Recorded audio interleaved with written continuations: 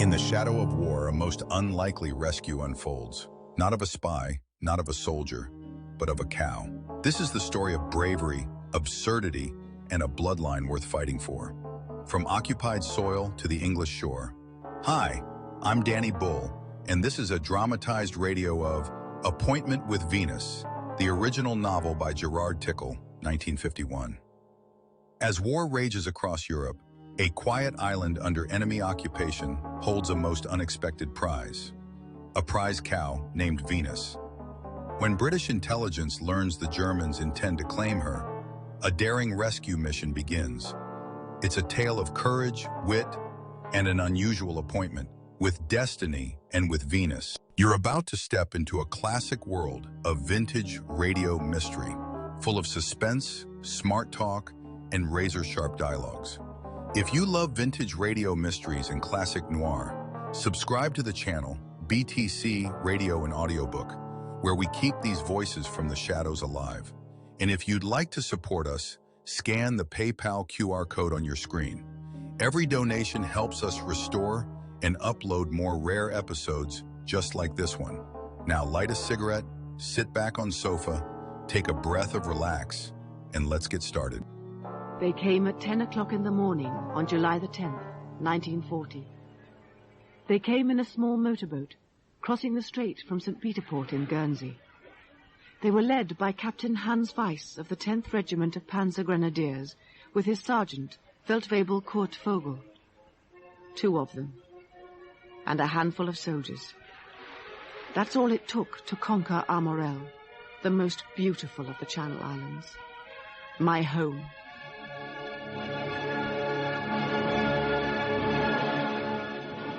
We present Appointment with Venus by Jerrard Tickell, dramatized for radio in 4 parts by Michael Bartlett, with Karen Archer and David Collins as Nicola and Lionel, and Frederick Jaeger as Captain Weiss. Part 1, Occupation.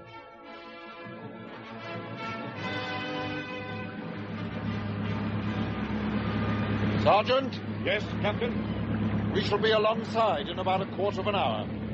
You know your orders? Yes, Captain. It is the wish of the Führer to respect those whom he has conquered. Correct, Sergeant Vogel. These islanders have been subjects of the British Crown for centuries. They will be suspicious of us. It is our duty to win them over to our way of life. Not by force or guns, but by patience and example. Yes, Captain. I was not on Armorel when the Germans came. I was far away in England, peeling potatoes. It was there that I heard the broadcast that gave the Channel Islands, my island, to the enemy. 8 o'clock. Here is the news. It has been made known in London that on the withdrawal of the armed forces of the Crown from the Channel Islands, the King said that the link between the Crown and the islands would remain unbroken, and that he looked forward to the day when their resolute fortitude would reap the reward of victory. Take the boat in there, straight to the quay. You know where we are, Sergeant? The island of Armorel, Captain. I meant the name of the harbor. No, Captain. This is the Havre de Mouette. And they, unless I am much mistaken, are our welcoming committee. I can see them as though I had been on the quayside myself. A little group of men in fishermen's jerseys and cloth caps. Except for one, an old man, his face lined and burned by the sun, who would doubtless have worn a black suit, an ancient bowler hat, and an image of Queen Victoria dangling from his watch chain. He used to let me play with that when I was a girl. Which of you is the suzerain of Armorel? I am the provost of Armorel. In the absence of our suzerain, it is I who am responsible. Then it is to you I speak. The island will be taken over at once and occupied by the armed forces of the Reich. It is my duty to hand you the orders of the German commandant at Guernsey, and these orders will apply to Armorel. All islanders must remain indoors between 11 at night and 6 in the morning. No boat or vessel may leave any harbor or any other place. No one is allowed to go near the sea or down to the bays. All firearms must be surrendered immediately. All spirits must be locked up, and no alcohol may either be supplied or consumed. I have no doubt that while he was reading the orders, Captain Weiss was watching the islanders closely. And when he reached the part about the ban on alcohol, he would have noticed the inevitable reaction from Jean Labouteille. The ban on alcohol does not apply to stocks of alcohol in private houses or cottages. Jean was known for loving his drink, perhaps a little too much. Weiss would not need panzers or bombers to dominate Armorel. Human frailty would do. It is the wish of the Führer to respect those whom he has conquered. Your Führer has not conquered the country with whom we are one. No, that, my friend, is just a question of time. I now wish to say that I hope that you, the islanders of Armorel, will do nothing to make the occupation unpleasant. That is all. Please lead the way to the Abbey. To understand the relations between the Germans and the islanders, it is necessary to understand a little about the history of Armorel itself. In the 16th century, Queen Elizabeth I granted the island to Hugo Fallaize, appointing him suzerain and ordering that he and his descendants hold Armorel under the English crown forever. Sergeant Vogel, bring the men ashore and then follow me to the Abbey. Yes, Captain. And so it has been until this day. The simple business of the island is run by a group of 6 elected islanders called La Cour, who meet when necessary under the suzerain. In 1938, the current suzerain was drowned when his boat capsized, and his son Luke took over the task.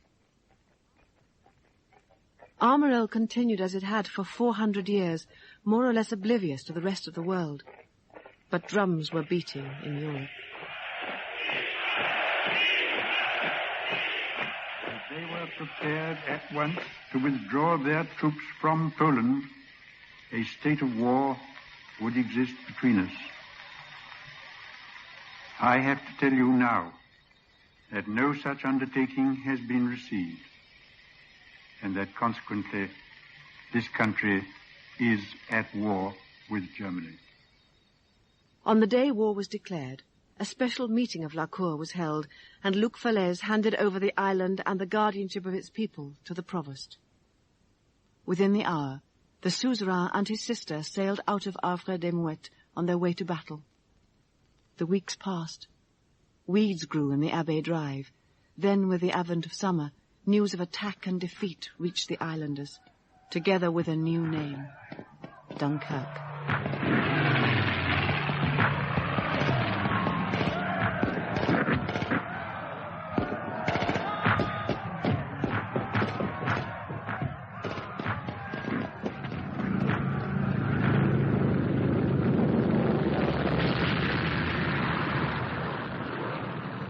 On the first day of July 1940, a squadron of German bombers flew low over the island, and 10 days later, the provost put on his black suit, and in silence led the members of La Cour to the harbour. As the vessel carrying the triumphant enemies rounded the breakwater, he spoke for the first time. I give you one word: patience.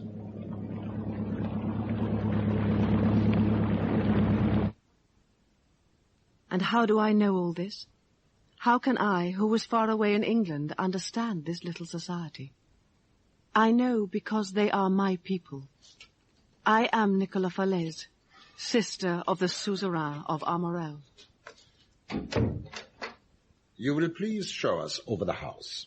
Very well, Monsieur le Commandant. The Abbey is the home of the suzerain of Armorel, now unoccupied. From cellar to garret, the dust lay thick, the furniture draped in white sheets. That is all. You have not shown us this room. This is the council chamber of Armorel. The suzerain would not wish you to enter it. Open the door at once. Very well. The sunlight streaming into the panelled room, a long polished oak table shining like glass in the sun's beam, and I have no doubt that although the abbey had been empty for months, there was a silver bowl of dark red roses on the table.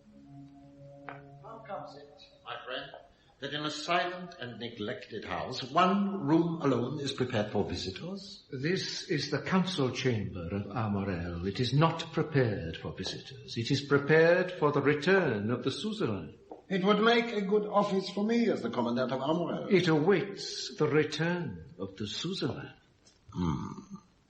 Sergeant Vogel. Herr Hauptmann.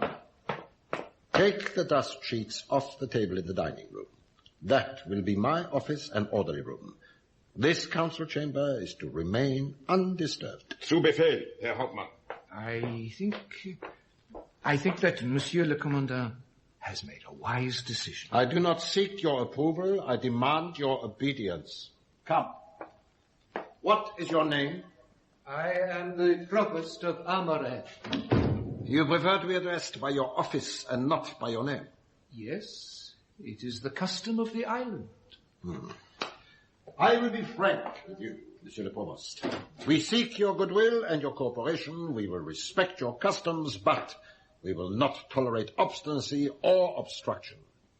What is your name?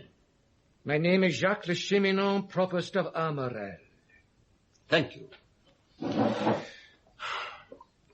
I propose, for the time being, to retain you in your office. You've heard our general orders. Here's a typewritten copy, which you will post up on the door of the abbey for all to see. Very well. I now come to a few particular points. Please give me your attention. All firearms and wireless sets must be surrendered at once. I understand. Now then, I noticed that when you dismissed your companions this morning, you spoke to them in the patois of the island. The occupying troops have been hand-picked for their knowledge of English, and the speaking of patois is banned absolutely. But... Yes? I do not wish to make difficulties, but Monsieur le Commandant will understand that we have spoken our own language over the centuries, and it comes readily to our tongues. There are many things the islanders will have to learn to forget. Let this be the first lesson. Very well, Monsieur le Commandant. I will transmit your order to my friends of La Cour, who will make it known. I cannot do more than that. Now, I would like you to give me a brief description of the island's system of government. Monsieur le Commandant, our suzerain is the father of the island. It does not matter if he is young, as our suzerain is young, or old, as I am. He is still the father of us all. After our suzerain comes the provost. This suzerain of yours, where is he? I don't know, Monsieur le Commandant. The day that war was declared, he and his sister went away to join the forces of His Majesty, to fight for the great union of which we in Armorel are proud to be a tiny part. So... Perhaps this was the moment when Captain Weiss first realized that Armorel would not prove to be the haven from the dirt and cruelty of the war that he had hoped. And if so, he was not the only one in Armorel who would make the same discovery. Tell me, when the suzerain left, did he take the whole of his family with him?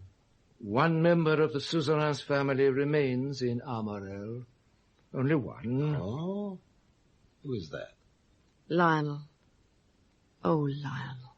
He is the cousin of our suzerain. He is Mr. Lionel Fallaize. Ah. You will be good enough to present my compliments to this dilatory princeling and instruct him to call on me here at 3:00 this afternoon. Lionel was my cousin. At the time the Germans came to Armorel, he was 28, a painter and an unorthodox thinker. He was also an unorthodox painter. Lionel is the only man I ever knew who could look out over the Pointe de Joie in the sun and see, apparently, the frantic blue eye of a madwoman with eyebrows as white as the clouds. Herr Fallaize! Yes. What do you want? I'm busy. You are Lionel Fallaize? Yes, I am he. Oh, you must be a German soldier. How odd. The provost instructed you to report to the commandant of Armorel at 3:00. Oh, yes. Yes, he did mention something about it, but I'm afraid I became absorbed in what I was doing. I had no idea at the time. It is now more than 4 o'clock. Yes, I'm afraid it is.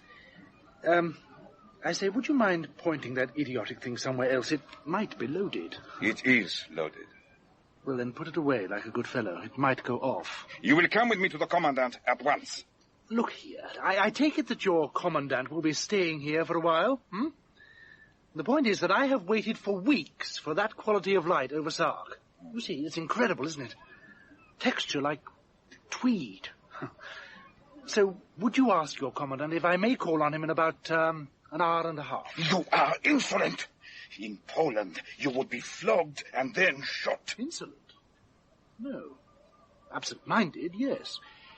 And let me tell you that murder, whether in Poland, Patagonia, or anywhere else, is no solution to any problem.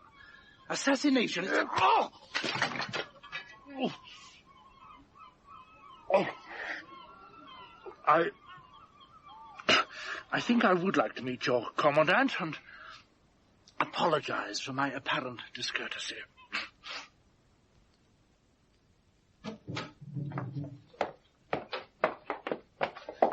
Here is Herr Fallaize, Herr Hauptmann. Thank you, Sergeant. He is not Herr, but Mr. Fallaize. That is all. You will wait outside.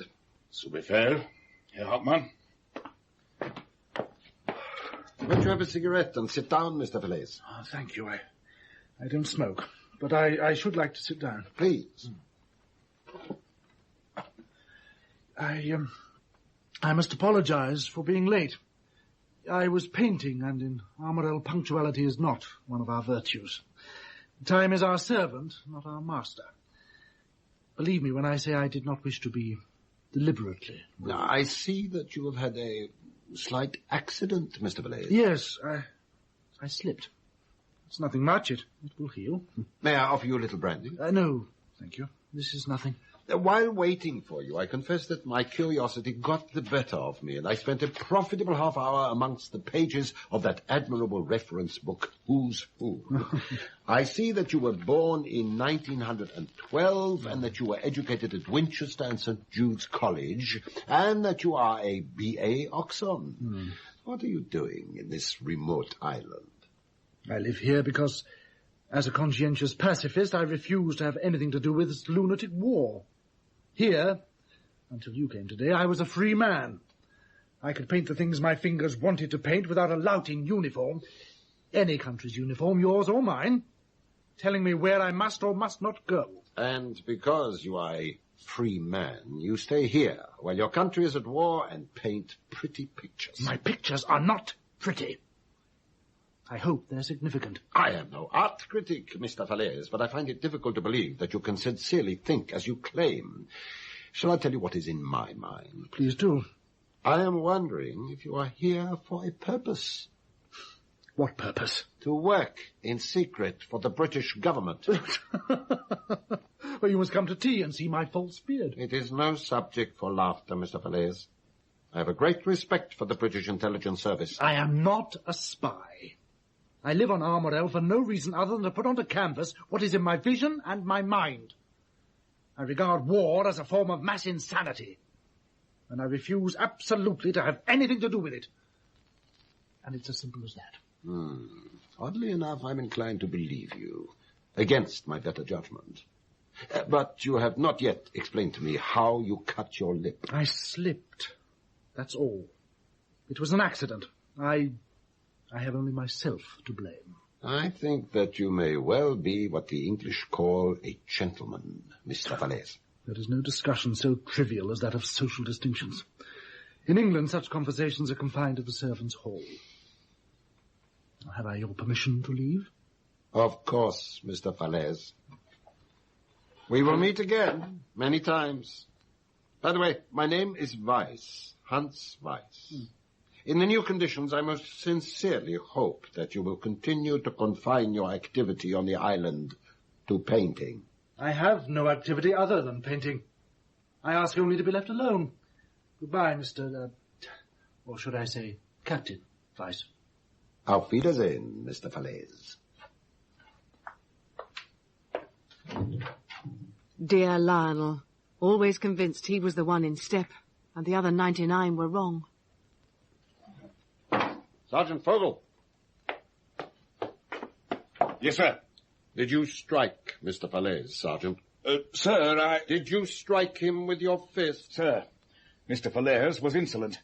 I hit him with the butt of my revolver. I do not believe that he was insolent, Sergeant. Mr. Fallaize is a man of courtesy.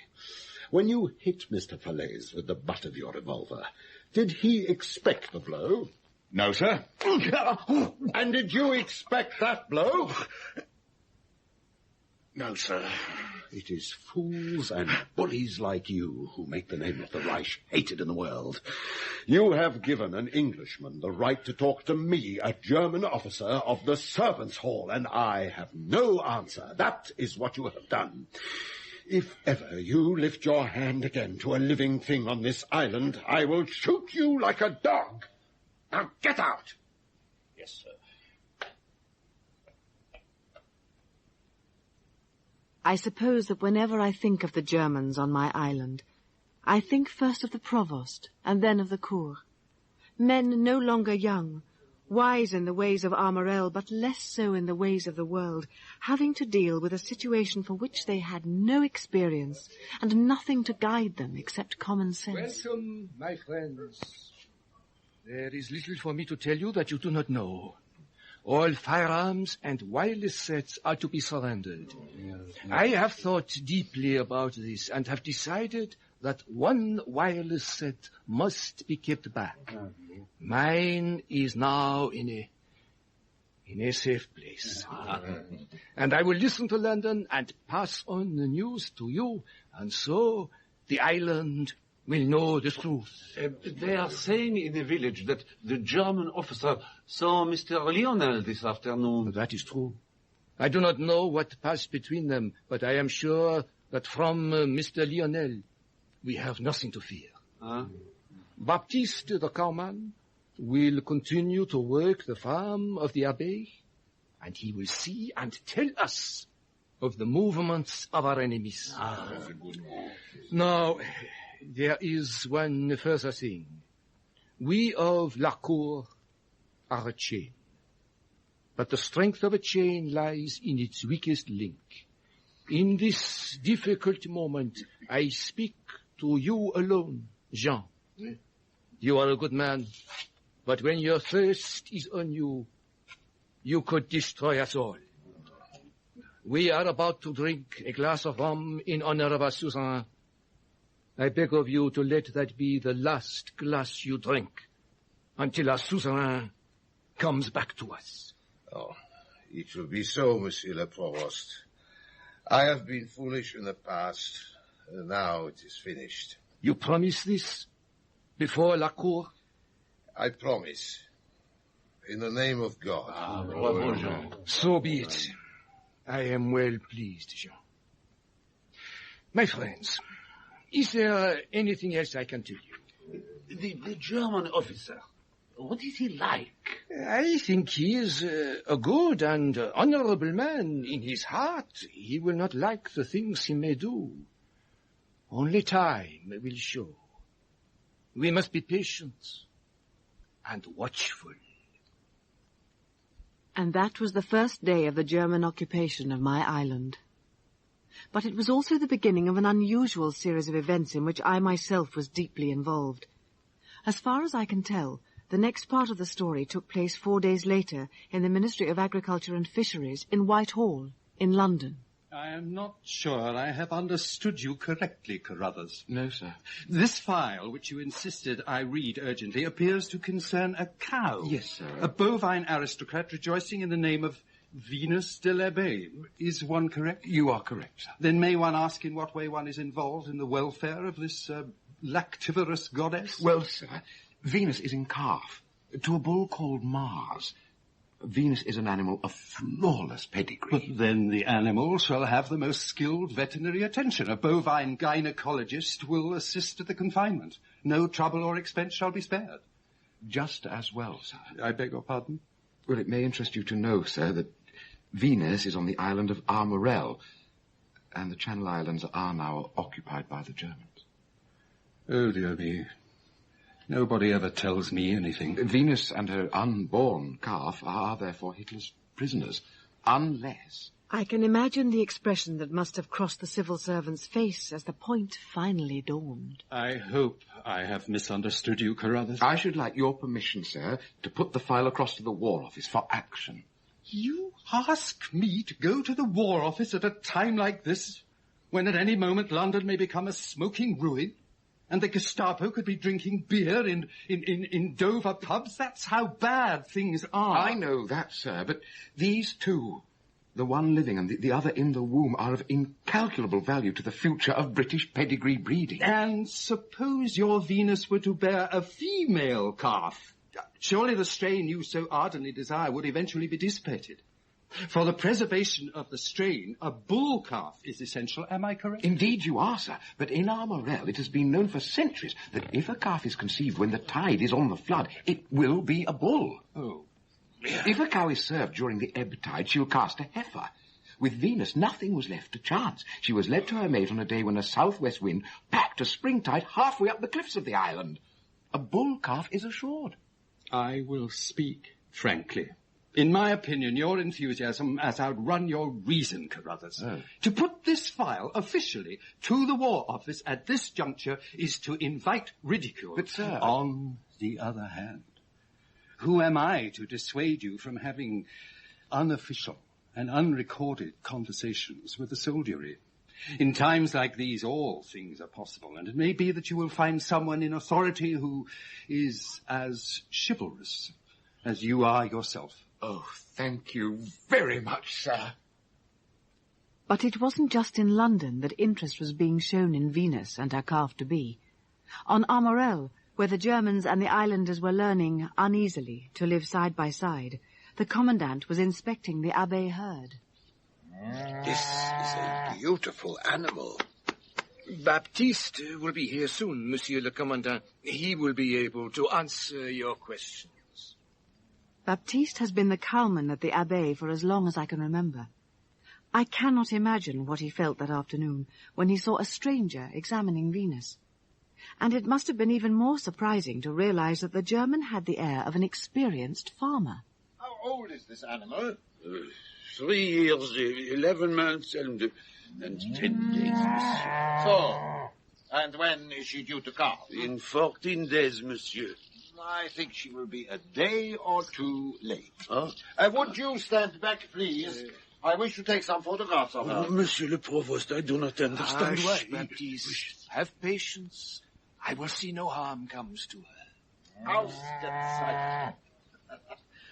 I was not always a soldier, Monsieur le Provost. Oh. Before the British declared war on Germany, I was a farmer, and my herd of pedigree Frisians was renowned not only in Westphalen, but throughout the Reich. This animal is as good a cow of her breed as I have ever seen. She is flawless. That is so, monsieur. I think she will be of the greatest interest to Berlin. Huh? You will please instruct the cowman here to set out for me her pedigree, sire, and dam back to her great-grandparents. Oh, and the same for the bull to which she's in calf.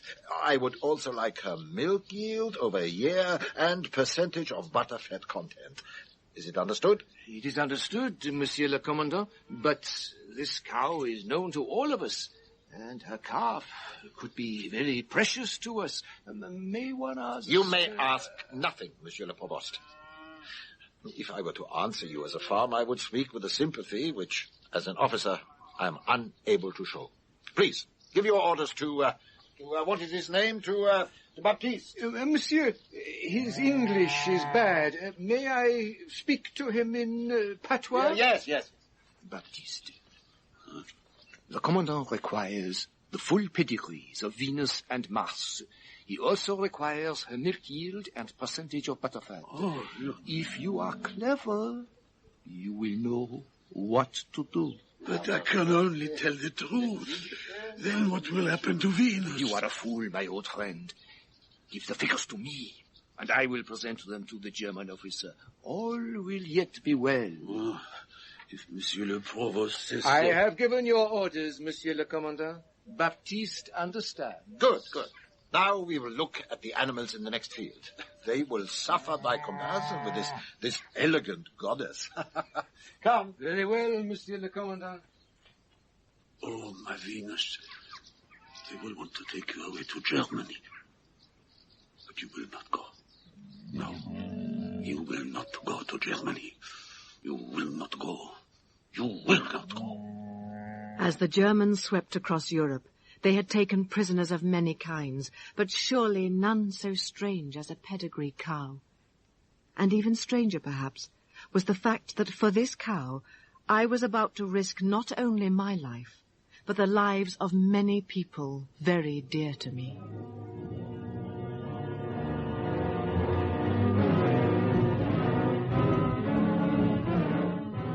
In Part 1 of Appointment with Venus by Jerrard Tickell, dramatized for radio by Michael Bartlett, Karen Archer was Nicola Fallaize, David Collings, Lionel, and Frederick Yeager, Captain Vice.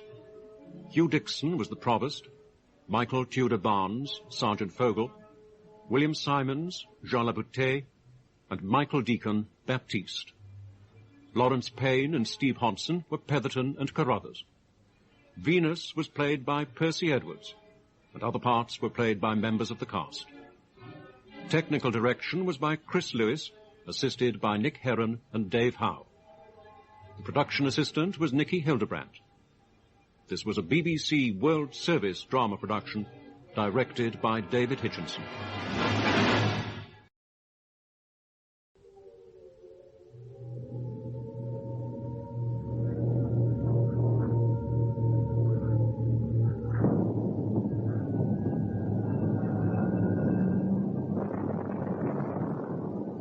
Summer 1940. The previous year, at the outbreak of war, my brother and I left our home in the Channel Islands and came to England, he to join the army and I to go into the Auxiliary Territorial Service. Luke was now abroad, and so I was alone in England to hear... Monday, the 1st of July. Here is the midnight news. As has already been announced, the Channel Islands have been demilitarized. It is now learned that enemy landings have since been made in Jersey and Guernsey.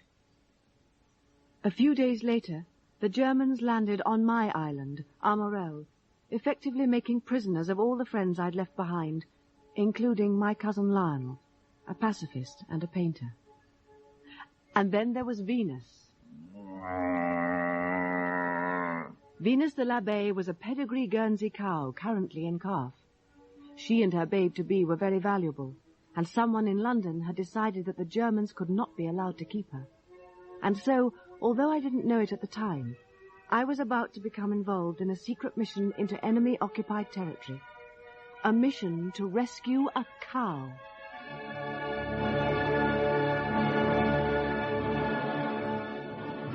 We present Appointment with Venus by Jerrard Tickell, dramatized for radio in 4 parts by Michael Bartlett, with Karen Archer and David Collings as Nicola and Lionel, Michael Cochrane as Valentine, and Frederick Yeager as Captain Vice.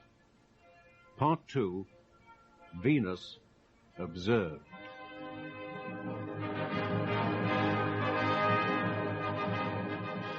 Perhaps I should explain. I am Nicola Fallaize, sister of the suzerain of Armorel, the feudal ruler of our tiny island home. In my brother's absence, the spokesman for the islanders in their dealings with the Germans was the provost of Armorel. Ah, bonsoir, Monsieur le Provost. Good evening, Monsieur le Commandant. You are aware that I sent a report to the Agriculture Ministry in Berlin on the pedigree cattle of the island.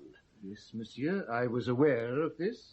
I am happy to tell you that the pedigree cow Venus de l'Abbaye is to be sent to Germany, where she will bear her calf.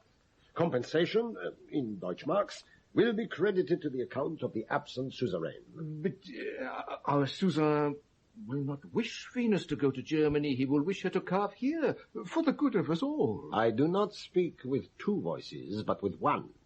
Venus de l'Abbaye will go to Germany. Then it is my duty to tell you, monsieur, that I believe the islanders will resist you. Until the time comes for Venus to go to Germany, she will be tethered in the top pasture under my eyes. That is all. You may go. It was about this time that Major Valentine Morland entered the story. Not that I knew him then. It was early September, and he had just arrived back in London from... Well, actually, he never said where from. In fact, I've been in Lisbon, though if asked, I said it was Brighton. I booked in at Brown's Hotel, just in time for a full-scale air raid. Quite a night. By the time morning came, even the prospect of meeting Uncle George seemed preferable. I won't be long. In the meantime, you may as well read this claptrap. Uncle George. I had no idea of his real name, but this bare little War Office room had been the starting point for many different adventures. Right, Valentine. Have you read the file? I have. What do you think of it? It pleases me profoundly. Why? Hard to explain. But, well, in these days of battle, murder, and sudden death, it's really rather refreshing to see a gleam of pure sanity. Want to take it on? Gladly. I was afraid you would. Who could resist Venus? I could. What help do I get? What does one need to rustle a pedigree Guernsey from under the nose of the Germans? A first-class radio operator to begin with, and I know one. A sergeant from the Gordon Highlanders named Alexander Forbes. And a lot of local information. I've never been to Armorel, or any of the Channel Islands, come to that. Your best source is a new branch of naval intelligence which hides its light under a bushel in Oxford. Oh, yes, we've managed to dig you up a contact, some female battle axe in the ATS who used to live in Armorel. Good. As luck would have it, this Amazon is stationed in North Wales, but she's being flown to London this morning. When she arrives, we'll make her your driver, and she can take her to Oxford this afternoon. Pump her dry. I loathe being driven by women. My heart bleeds for you. Combined Ops, who appear to be as far divorced from reality as you are, have worked out a scheme for getting the blasted animal off the island. Oh, yes. You'd better get round there straight away. Be back here at 2 o'clock. I'll warn the intelligence unit at Oxford you're coming. Thank you, Uncle. And to think I'd planned a real job for you. I still hadn't met Uncle George at this time, but the pleasure was not to be long deferred. 2 o'clock that same afternoon, to be precise. Yes? Who are you? Private Fallaize, sir, reporting from North Wales. Oh, yes, of course. You're the lady who used to live in Armorel. Yes, sir. This is Major Morland. Good afternoon, sir. Hello.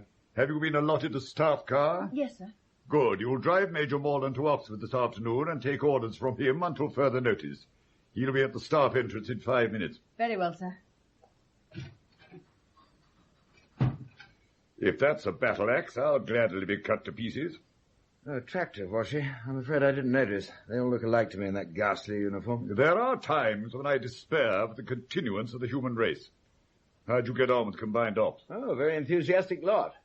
They worked out a plan for converting a motor torpedo boat to carry the cow and a kind of horse box arrangement on a raft to bring her off from the beach. Will it work?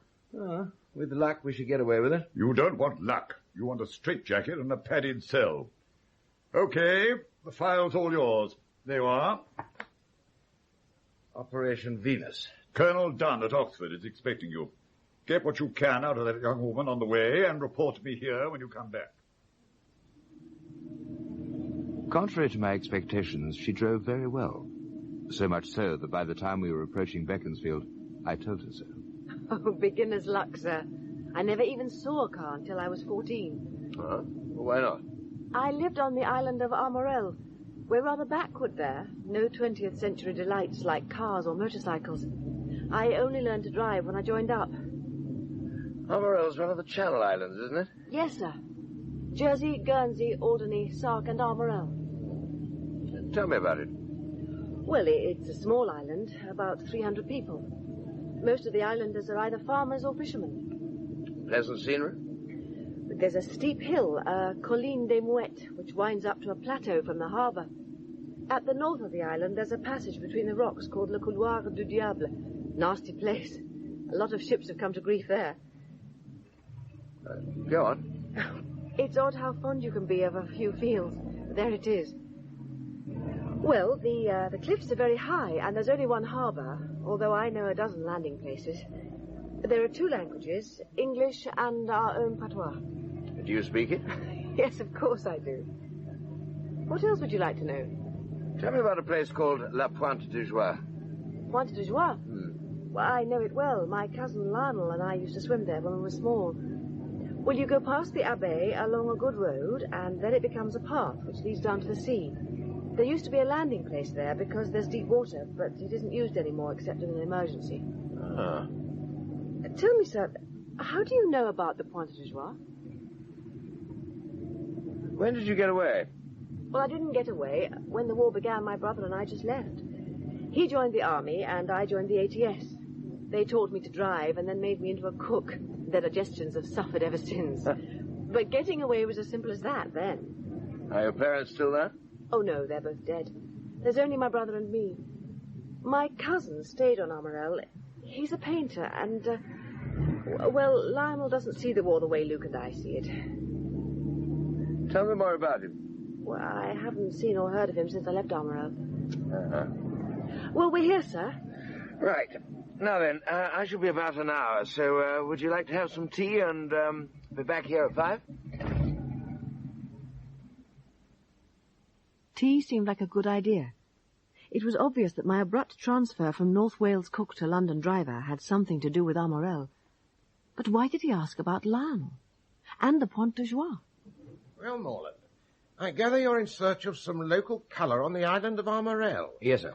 And I've asked my chaps to dig you out maps and charts and any holiday snaps they've got. Thank you. Uncle George tells me he's put you onto a female battle axe who knows the island. Yes, sir. She's an ATS driver. More like a stiletto than a battle axe. Useful? Oh, it is, very. Good. We're looking for another contact for you. Odd character called Trawler Langley. He's reputed to know the local waters as well as anybody alive. Trouble is, we can't find him. Hasn't been home for 36 hours, but the search continues. Where are you now, Lionel? What do the Germans think of your tortured pictures, I wonder? Oh, why did we waste so much time? Why wait till that last spring of peace before we admitted we loved each other?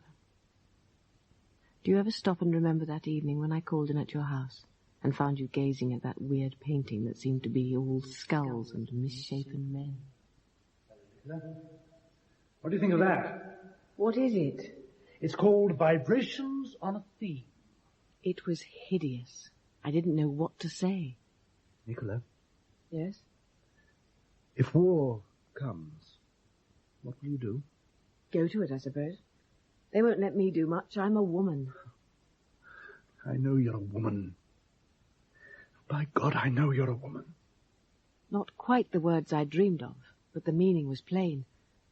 Why is growing up so difficult? So, you don't like my painting? I think it's terrible. Then you're a fool. I like you very much, Nicola. And I like you.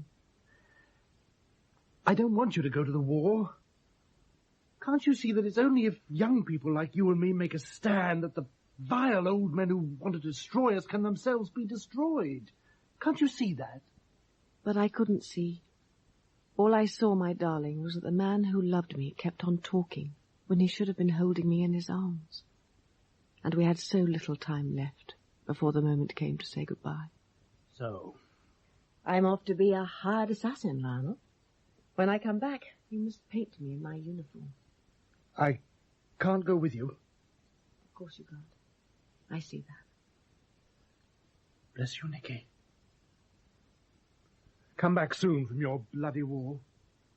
Before I left, we climbed together, as we climbed so many times before, up the rickety ladder to the church tower where the ancient bell hangs motionless. And together we traced the inscription engraved on its dusty side. Venez, montez à la maison éternelle. Come, climb to the house eternal.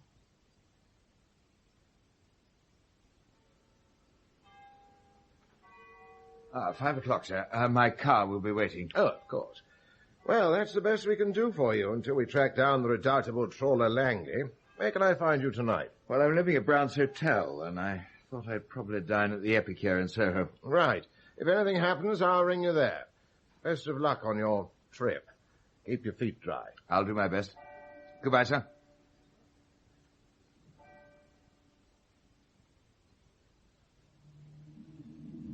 You were going to tell me about your cousin who stayed on Armorel. What's his name? His name's Lionel. Ah. He's a painter.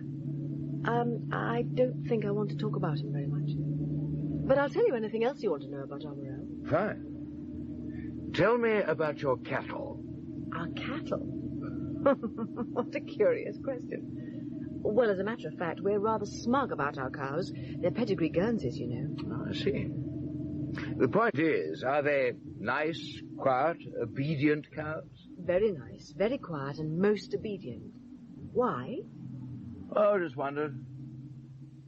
And I wondered, too, about his interest in Armorel, and I wondered how Lionel was managing to live with the Germans. Good evening, Mr. Fallaize. Oh, good evening. May I walk a little way with you?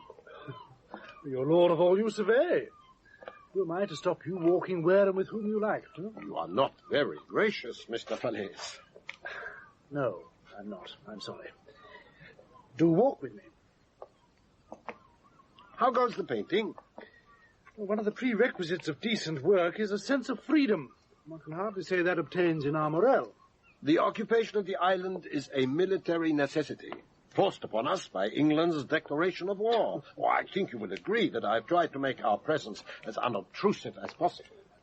Yes, I think you've done your best. But can't you see that one is conscious the whole time of the fact of imprisonment? If I tried to paint that field, it would become the exercise yard of a jail. If I painted the gulls, they would be seen through an iron trellis. A pity. We are nearly at the Abbey. Would you care to join me in a glass of beer in the mess? Please, don't think me discourteous if I say no. In an atmosphere of lugers and uniforms, your beer would be sour in my mouth. You are consistent, Mr. Fallaize. Your principles are stronger than your thirst, and that I admire. Please, accompany me to my office. Is that a command? Yes, it is a command. The Abbey Drive had been meticulously trimmed. Every weed, every tuft of grass had been removed. I wonder if, as Lionel stepped into that hall he knew so well, I wonder if he thought of me. Nicola. It's a grand morning. Where shall we go? In here, please, Mr. Fallaize. Oh, yes. Yes, I'm sorry. You look as though you have seen a ghost. I have. I knew you were a complex man. I did not know that you were a psychic one also. No. Do sit down. Mr. Fallaize, I now believe you to be what you say you are, an artist with no activity other than painting. Because of this, I've decided to give you permission to move freely about Armorel. Here. What's this? Paint your dawns and your sunsets where you like and at what hour you like. That is your passport. With that, no sentry will question your comings and goings. You're a decent chap, Vice, but I can't accept this. Well, it is because you too are a decent chap that I give it to you. Why can't you accept it? Because I am, first of all, an islander of Armorel. And I'm unwilling to be privileged above my friends. I'm sorry, Vice, but that's how it is. Good night to you. I cannot think of Armorel without thinking of Lionel. I see him in so many places, private places that we knew together. But perhaps best of all is when I see him standing by the old church tower. Above him, the motionless bell. Venez, montez à la maison éternelle.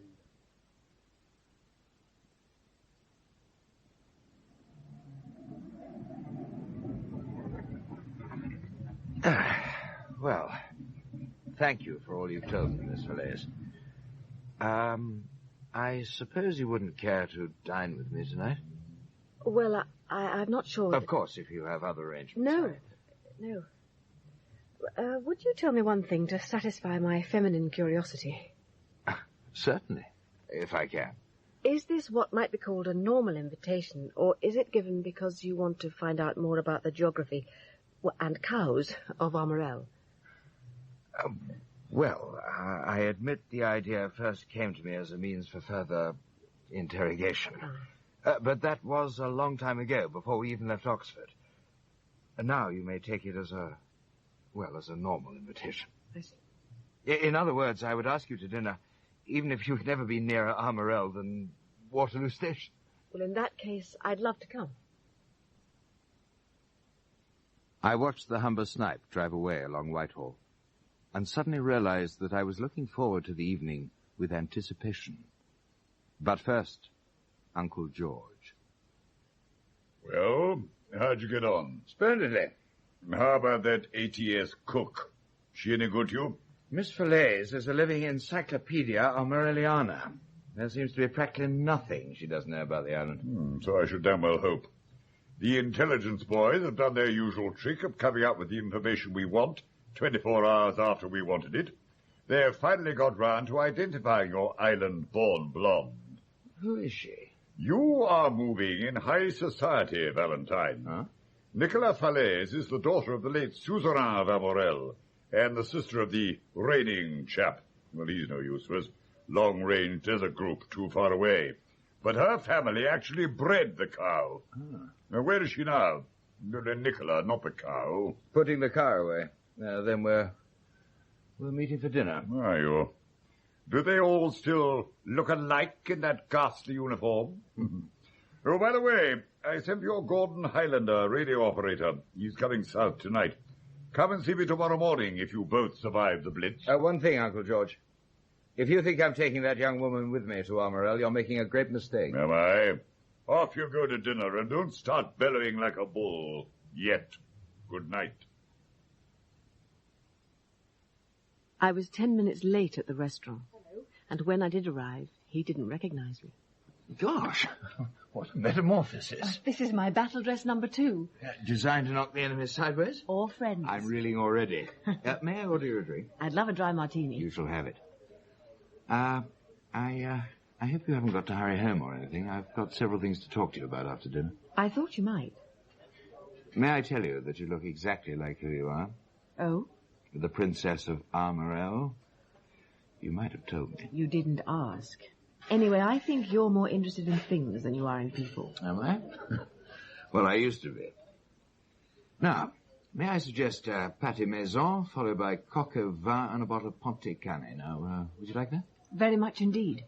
By the time the coffee comes, I'll be able to give you a positively lyrical description of the Pointe de Joie. As she lifted her glass, I sneaked a glance at her left hand. No ring. It was a good evening, and we reached the coffee stage before I was summoned to the telephone. Holland, this is Colonel Dunn. Forgive me for interrupting your dinner party, but we've located the gentleman whose name I gave you this afternoon. You know who I mean? I do, sir. Well, it appears that he has been having one of his periodic drinking sprees, which are invariably followed by a night in the cells and by public repentance. If you attend Bow Street Magistrates' Court at opening time, as it were tomorrow morning, you'll catch him on the rebound. How will I know him? You can't miss him. He's got a huge black beard. Let me know when you've had a talk to him and then send him down to us for briefing. By the time I rejoined Nicola at our table, I had decided that it was time to come clean. You're looking very abstracted. Has my dress stopped working? No. Tell me, do you know a man called Trawler Langley? Trawler? Of course I do. Tell me about him. You do ask the oddest questions. You dart from road services to cows and now to local celebrities. Tell me. Well, all right. Trawler Langley is the modern equivalent of the Elizabethan pirate. He's lived in the islands all his life, and he's got an almost uncanny knowledge of the local seas. He's a robust character. He's full of rum, ribaldry, and laughter. I see. I suppose if I ask why you're interested in Trawler, you'll neatly change the subject. No, I won't. Are you wide awake? Very much so. Good. I'm now going to tell you a story. It's a true story, or I should say it will be. It will have as its background the Pointe de Joie at Armorel, and its name is Operation Venus. As he spoke, I saw the island in my mind's eye. Every lane, every hedgerow, every house, every person. Especially the provost, in whose hands my brother had left the welfare of our people. Good evening, Monsieur le Provost. Good evening, Monsieur le Commandant. I have permitted myself the pleasure of visiting you in your own home. Oh, very cozy it is, too. Thank you, monsieur. I have some information for you. Huh? The island of Armorel has been selected as a training area for a special company of shock troops. Indeed. They will carry out certain exercises in beach landings, cliff scaling, and demolitions. When are they due to come? Tomorrow. They will arrive by the gunboat Lübeck. They will be under independent command. And during their stay here, the most rigid security measures will be enforced. I regret that it will be necessary to extend the period of curfew. I will make the information known to the island, monsieur. Thank you. It is in the interests of the islanders themselves that this order is obeyed. Now I must leave. Bow Street Magistrates' Court first thing in the morning can be a bit depressing. Even more so, I imagine, if you're in the dock and fined 5 shillings for being drunk and disorderly, as Trawler Langley was. He certainly looked pretty brassed off when I caught up with him in the street outside. Mr. Langley? Yes, I'm Langley. My name is Morland. I think that you and this lady have met before. Hello, Trawler. Hi! Miss Nicola, by God! Do I know Miss Nicola? I helped her cousin to pull a mackerel hook out of her behind when she was 6. Well, I hope it didn't leave a mark. Now then, come and have a drink. A happy reunion. And later that day, Trawler and I met Valentine in the War Office Library, together with Alexander Forbes of the Gordon Highlanders. Can I take this map with me, Mr. Valentine? You can, Alec. Study it till you know that island like the back of your hand. Right. Now then, I've arranged for you to see the signals boys at 4, and you'll fix your transmission set and schedule with them. Any questions? No, Mr. Valentine. No questions. Right then. I'll see you tomorrow in room 057 at 10 o'clock. Right, Mr. Valentine. Good night to you all. Good night. Good night. Now then, Trawler. Yes? You will help to pilot us in. Do a recce on the spot and return to England. Then the next night you collect us in the specially converted motor torpedo boat. But the first thing to do is to get down to Oxford for a general briefing. And stay out of the pubs, right? Sir. Yeah? Suppose when we come to Armorel to pick you up, you're not there waiting. What happens then? If we're not there on time, it means Operation Venus has failed. Your orders, then, are to turn and go lickety-split for home. Leaving you and Sergeant Forbes on the island? Exactly. I hear what you say, Major Morland. And you'll do what I say, Langley. Now then, they're waiting for you in Oxford. See you tomorrow. On my way, sir. And then there were 2. It's absurd. I feel as if I've known you for a very long time. Yes. What may I bring you back from Armorel, Nicola? What may you bring me back? Mm-hmm. I want you to bring us all back. Alexander Forbes, Trawler, you, me, plus Venus. That's what I want most of all. You're not coming, Nicola. When you asked me about Armorel, I told you a lot of things. The ordinary superficial things. I didn't know about Operation Venus then. Now I do. Does that make a difference? Look, I'm not a conceited person. I'm very humble and frightened, but I do know that unless you take me with you, Operation Venus will fail, and you and Alec will end the war either in a prison camp or 6 feet down in the soil of Armorel, and I wouldn't like that at all. Why should Operation Venus fail? Because you don't know the island, and the islanders wouldn't trust you. If you're going to get Venus away, you need help. Well, for example, you don't know at what points on the cliffs the German sentries are posted. Do you? No, but the moment we land, I can go to any one of my 300 friends and find out. So could my brother Luke if he were here. You can't, because no one would tell you. I see. Please tell me why you don't want me to come. You said a moment ago that Alec and I might end the war either in the can or elsewhere. Well, I should think that's roughly true. If you were a man, it would be different. How? Well, you're the wrong shape, that's all. Shapes don't matter in wartime. Why do you want to come? I want to come because I can be useful. I said once, to my cousin Lionel actually, that I was a woman, and because of that I couldn't do much in a war. This is a moment when I can do something, in spite of my regrettable shape. I didn't say it was regrettable. Good. So I'm coming. Yes? The officer part of me knew she was right. The human part still felt it was a mistake. Like all good officers, I put the job first, but there were to be many times over the next few days when I wished I hadn't. All this for the sake of a cow. How very English, but still, how very dangerous.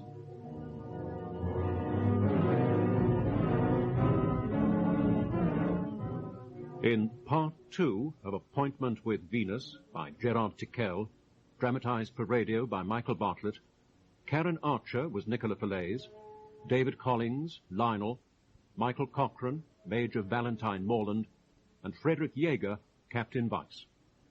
Hugh Dixon was the Provost, Jack May, Uncle George, Geoffrey Matthews, Trawler Langley, Stephen Rashbrook, Alec Forbes, and William Simons, Colonel Dunn, and the newsreader. Venus was played by Percy Edwards. Technical direction was by Chris Lewis, assisted by Nick Heron and Dave Howe. The production assistant was Nicky Hildebrandt.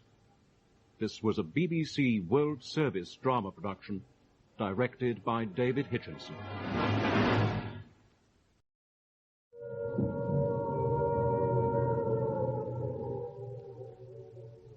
July 1940. The Germans now occupy all of the Channel Islands, including Armorel, my home. Sitting in my ATS billet, I heard German radio, in a triumphant broadcast to England, tell their version of that invasion. 1st of July, Monday. Good evening, England. Here is a special announcement. The Channel Islands have been occupied. On 30th of June, Guernsey was occupied by units of the German Air Force. One German reconnaissance aircraft shot down 2 British warplanes. For the first time in history, German soldiers have landed on British soil. They met with no resistance.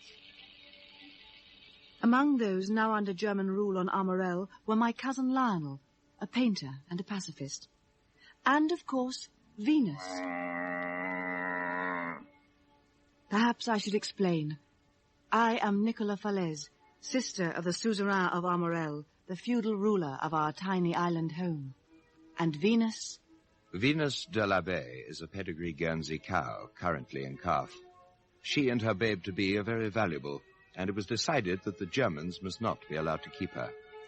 And so I was given the job of organizing her rescue.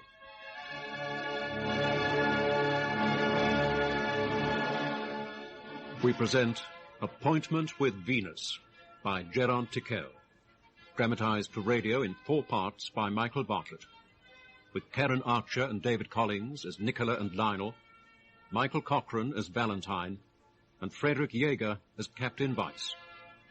Part 3, Coming Home.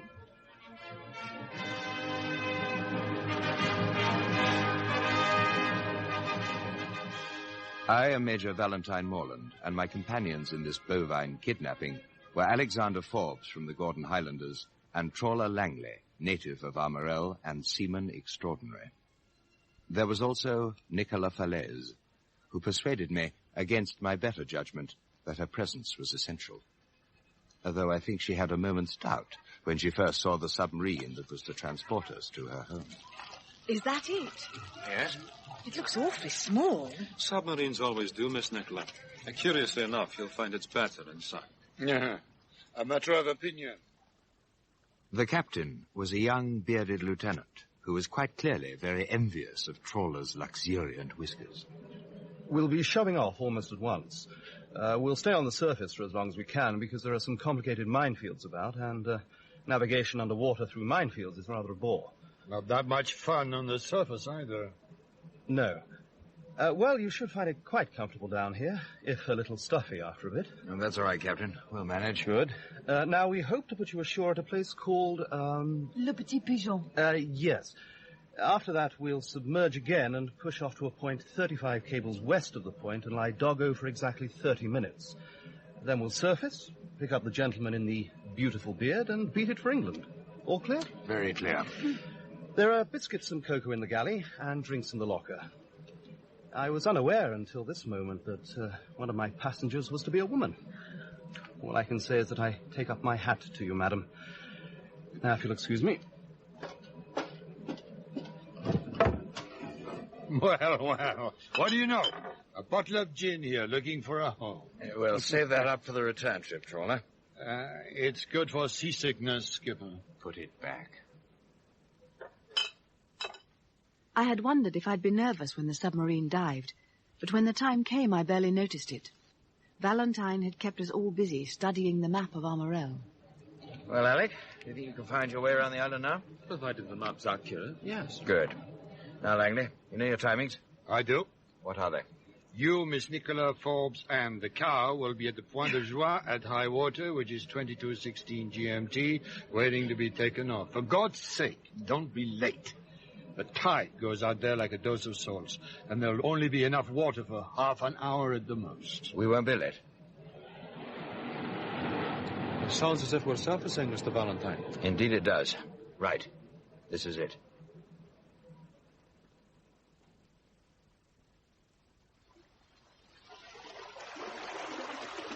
As I climbed the ladder of the conning tower and out onto the bridge, I was conscious only of the silence.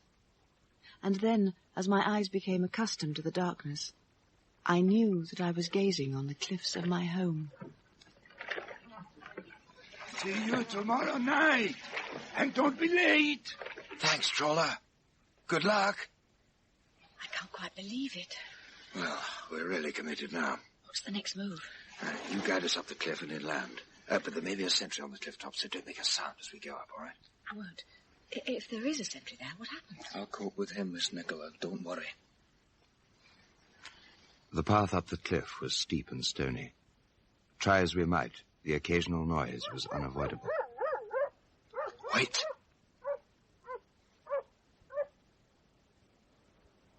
Okay. It was only a few moments before we reached the top of the cliff, where the path flattened out into a track around a field of stubble.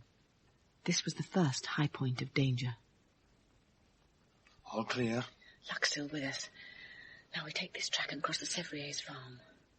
She was difficult to follow in the gloom, for she moved as silently as a ghost over her familiar territory. As we crossed the puddled farmyard, I glanced up at the windows. For a moment I thought I saw a splinter of candlelight as a curtain was slipped to one side. Past the farm into a field.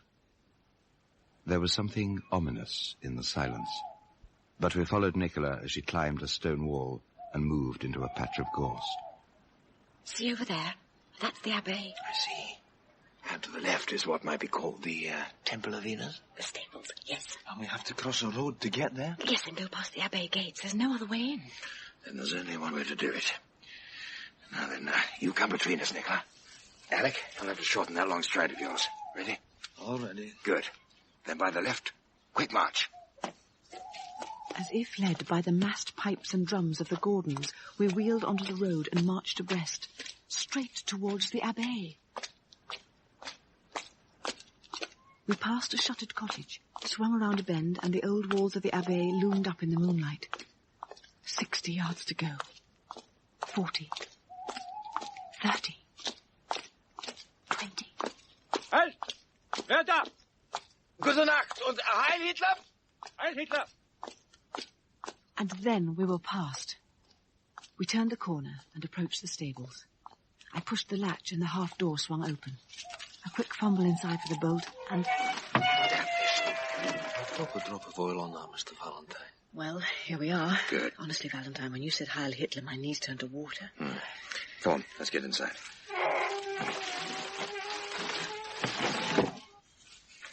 Give me your torch. Here.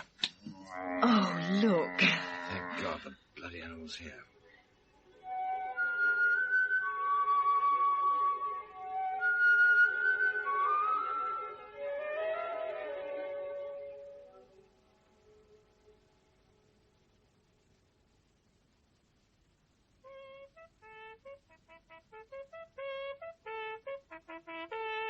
Dawn on Armorel brought a harsh reminder of the danger all around us.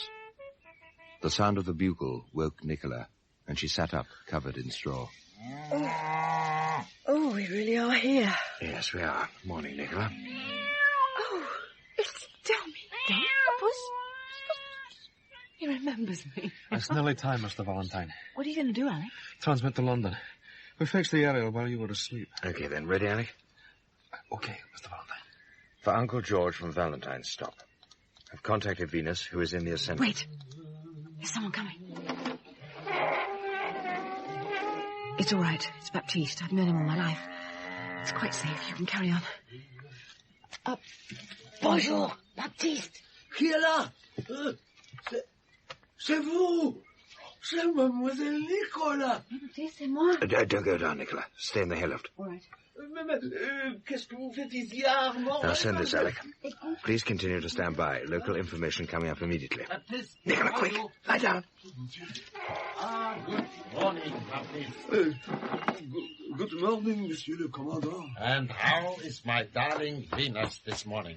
She looks very well, Baptiste. And I think she will bear her calf very soon, perhaps. Today or tomorrow. Sure, this week. Maybe, Monsieur. And I'm sure it will be a bull. What is the matter with you, man? You look as if you've seen a ghost. I have seen nothing, Monsieur, nothing. Too much brandy last night, eh?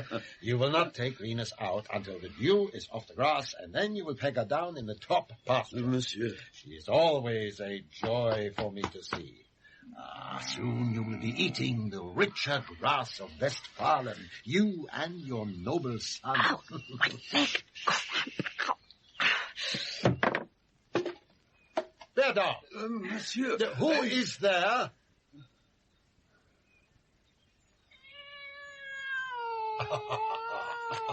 Are you the culprit, eh, puss? Naughty, naughty. Auf Wiedersehen, Venus, mein Liebchen.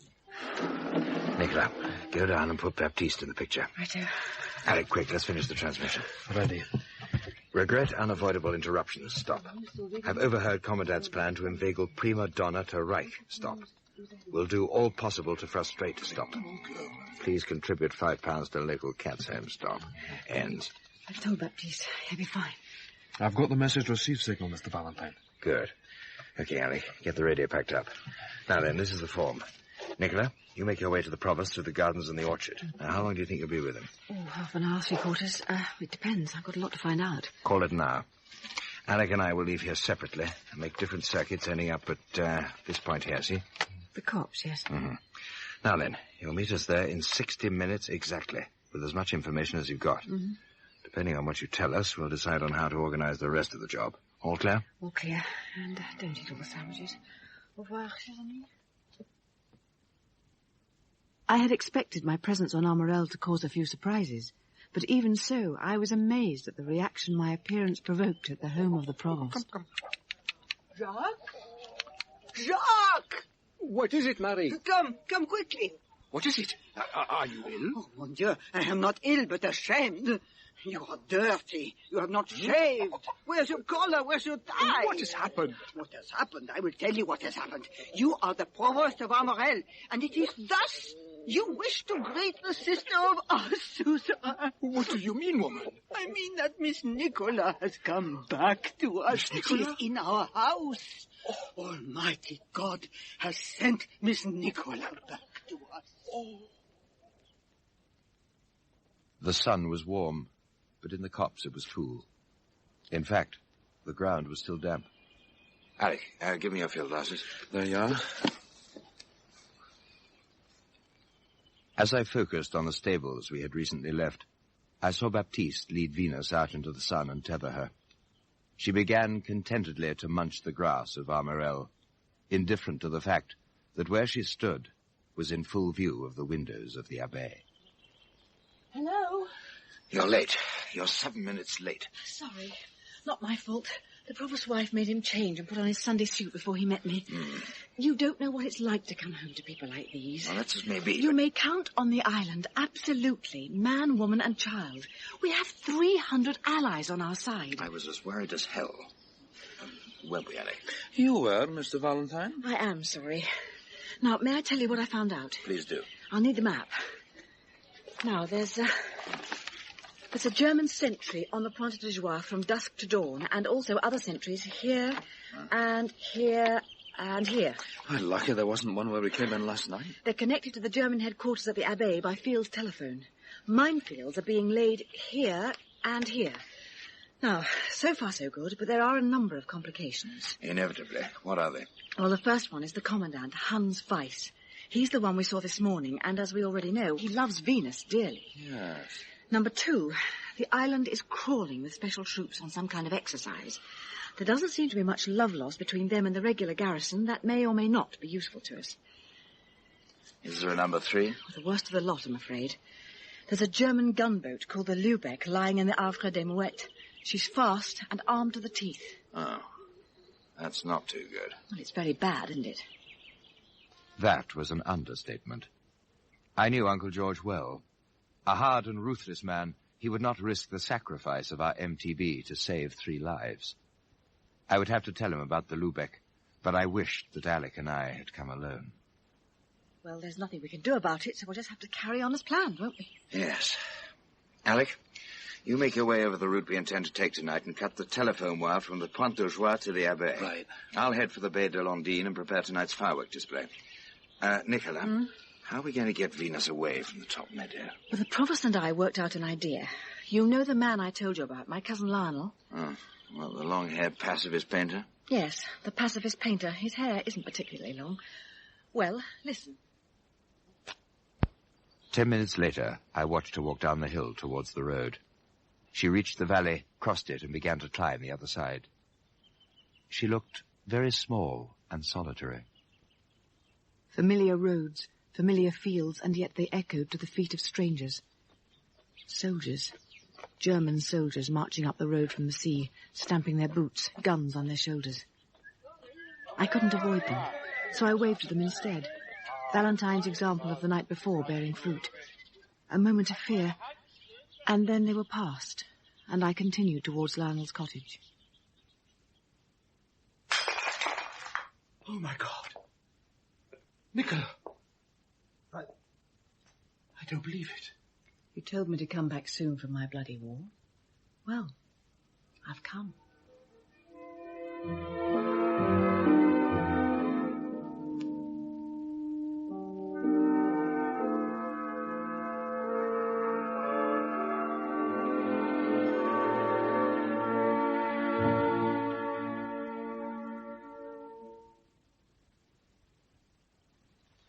Picking blackberries on the path down to the Baie de Londines, hardly the image of war. I set the pencil timers so they would explode at 4-minute intervals, and then buried the explosive charges in the sand above high water mark. As I straightened up... Hands up! A sight to make even Uncle George laugh. A boy, perhaps 10 years old, sitting holding a toy pistol pointing at my heart. And in my hand, a fully loaded Colt automatic. Hands up! Yes, of course. I saw you come last night. You and Miss Nicola and your friend. I live in the house of my Uncle Pierre. The Provost is my grandfather. We should have been more careful. What is your name? Why should I tell you? What is your name? Why should I tell you? Because it is I who have the pistol. That is why. I'd overlooked that. My name is Valentine. Mine is Georges.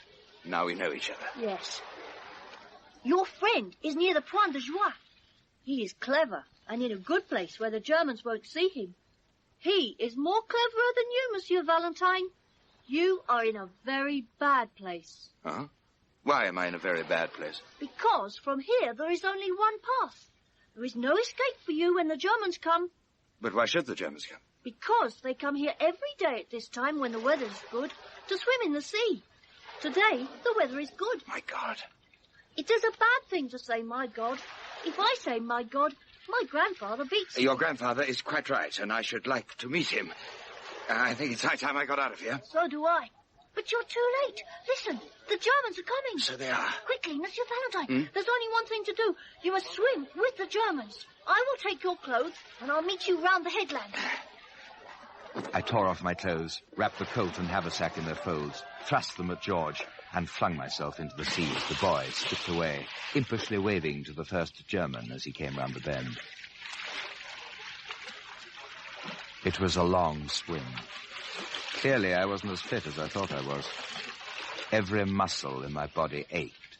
And when I landed, I had to sit on the sand for some minutes, breathing deeply. You swim very well, Monsieur Valentine. Well, I'm glad you think so, George. Now, may I have my clothes, please? Certainly. Cat! Now, you won't tell a living soul that you've seen Miss Nicola, or my friend, or me, will you, George? Do you think I am imbecile, Monsieur Valentine? No, I don't. I think you're a very brave boy. But after I've gone, the Germans may find out what you've done to help me, and then there will be a lot of trouble for you. George, would you like to come to England with me? Oh, yes, Monsieur. Please take me to England with you. Please. Now listen to me very carefully, George. If you really want to come to England, be at the Pointe de Joie at exactly 10:15 tonight. Now, if anything happens and we don't go, you can return home and no harm done. I understand. Now, I must go. Time's getting on. It seemed only yesterday that Lionel and I had climbed the church tower together. And yet it was more than a year since I had stood here, in this kitchen, saying goodbye. You are a dream. I knew it. No, I've come from England, in a submarine. Nicola, are you mad? The Germans are here. I know. That's why we had to come by submarine and land at night. We? Nicola, tell me what the hell is going on. We've come to collect Venus, Luke's pedigree Guernsey. Well, as you know, she's in calf, and Whitehall don't want that calf to fall into German hands. You've come here for a cow? Yes. Well, the trouble is that the Commandant is so attached to Venus that he won't let her out of his sight. Well, that's where you come in, Lionel. What do you mean? We want your help. I don't begin to understand.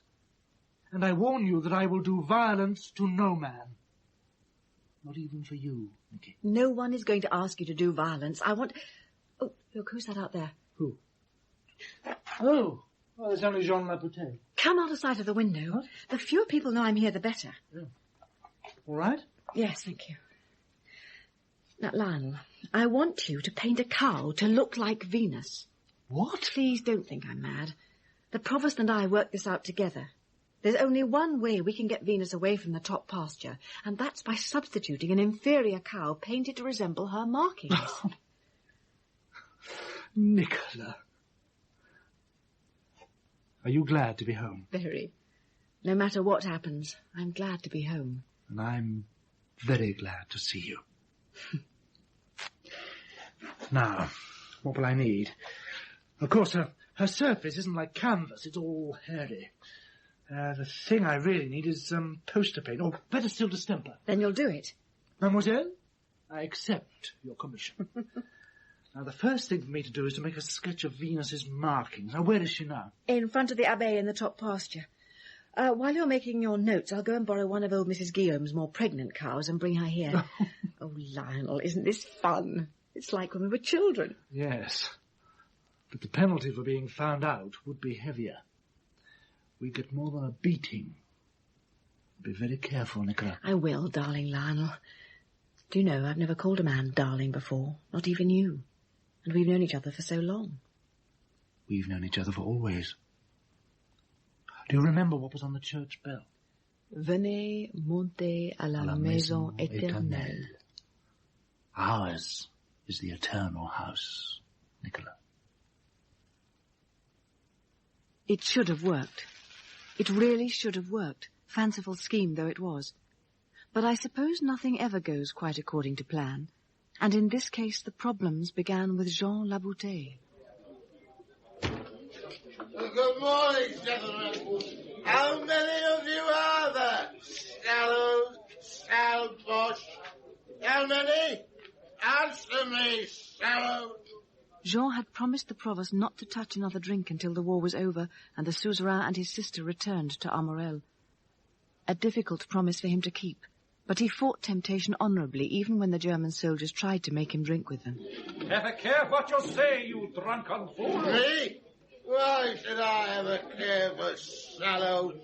You're going to drink with me, yes? But then, that morning, passing Lionel's cottage, he had seen me through the window. Poor Jean. For him there was only one reason why I should be on Armorel. The war was over, and Armorel was free. Charles, my friend, I command you, brandy for me and lemonade for them.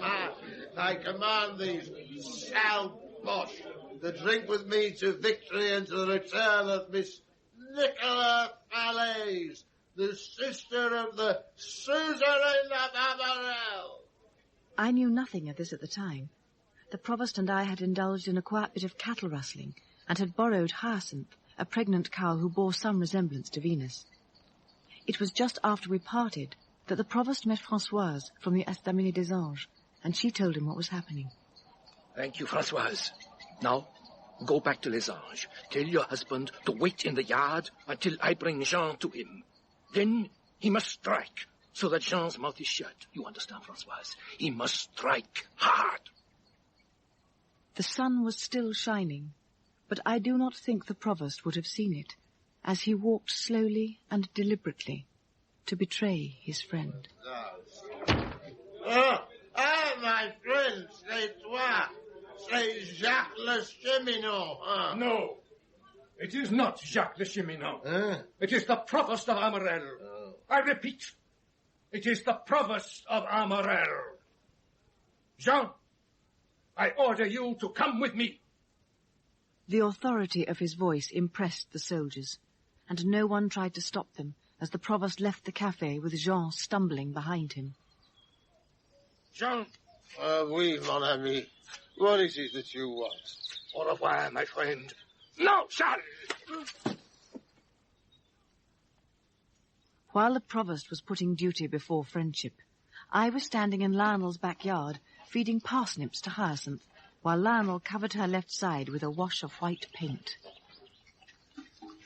Well, Nicola, what do you think of that? I think Picasso will have to look to his laurels. Yes, I do find the whole thing rather surreal. Now, when you get Venus away, where are you going to hide her until darkness? I don't know. I hadn't thought. Well, then you better bring her here. We'll keep her in my living room. Once this thing starts, we won't have much time. Time was running out for all of us on Armorel. But first, Uncle George had to be told about the German gunboat. I thought I could guess his reaction to that news. But it was only later, much later, that I learned the truth. The $1,300 signal from Major Valentine is in, Uncle George. Thank you, Doris. Must reluctantly report presence in harbor of fast, heavily armed gunboat Lübeck.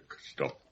Will recontact 1500 hours GMT for instructions and all valedictory blessings. Ends. You've read this, I presume, Doris? Yes, Uncle George. Do you want me to get Portsmouth on the telephone? What for? To cancel the motor torpedo boat, of course. No, don't do that. It'd spoil everything. You knew all the time there was a gunboat in the harbour. Yes. She's the latest thing in E-boats, and she's an Armorel for secret trials. The Lübeck's a prototype, and with a landlocked harbour like our Mouette, she's as safe as houses, so long as she stays there. Ah, I see. So you have to entice her out? Exactly. May I ask you something? Yes? Why didn't you tell Valentine about the gunboat? It wouldn't have made any difference to him. He'd have gone just as willingly. I know, but he would have found some means of leaving Nicola Fallaize behind. And without her, they'll never get that wretched animal off the island. So, you do want the cow as well? Indeed I do. Cow and E-boat. And now it's all down to Valentine. Valedictory blessings indeed. Who the hell does he think I am? None of us knows, Uncle George. None of us knows. That's the trouble with any operation. No matter how well you plan, you never know what the other person will actually do, or what other events might put a spoke in your wheel. And in this case, Venus had her own ideas about her rescue operation. Ideas that will put us all in the gravest danger.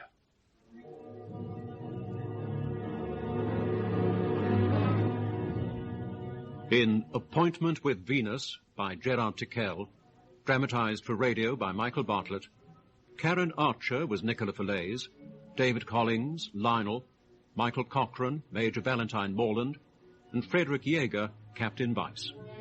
Hugh Dixon was the Provost, Jack May, Uncle George, Geoffrey Matthews, Trawler Langley, and Stephen Rashbrook, Alec Forbes. William Simons was Jean Labouté, Susan Sheridan, Georges, and Michael Deacon, Baptiste. Venus was played by Percy Edwards, and other parts were played by Diana Olson, John Sampson, and Kim Wall. Technical direction was by Chris Lewis, assisted by Nick Heron and Dave Howe. The production assistant was Nicky Hildebrandt.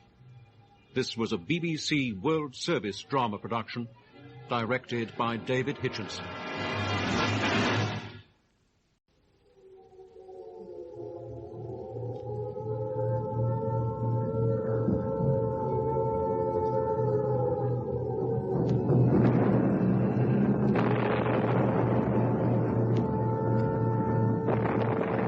July 1940.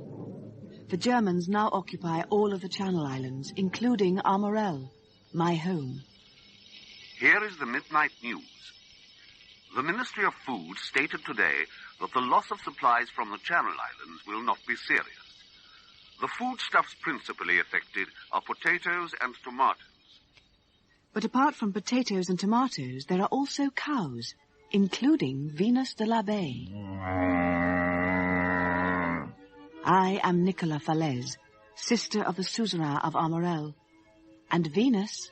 Venus de l'Abbaye is a pedigree Guernsey cow, currently in calf. She and her babe-to-be are very valuable, so I was sent to German-occupied Armorel to rescue her.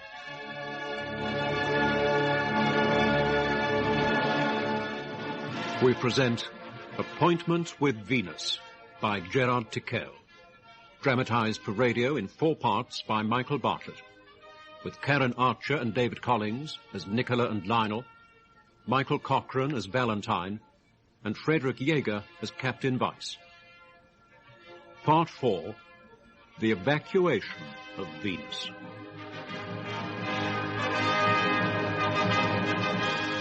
I am Major Valentine Morland, and my companions in this bovine kidnapping were Alec Forbes from the Gordon Highlanders and Nicola Fallaize herself, who persuaded me, against my better judgment, that her presence was essential.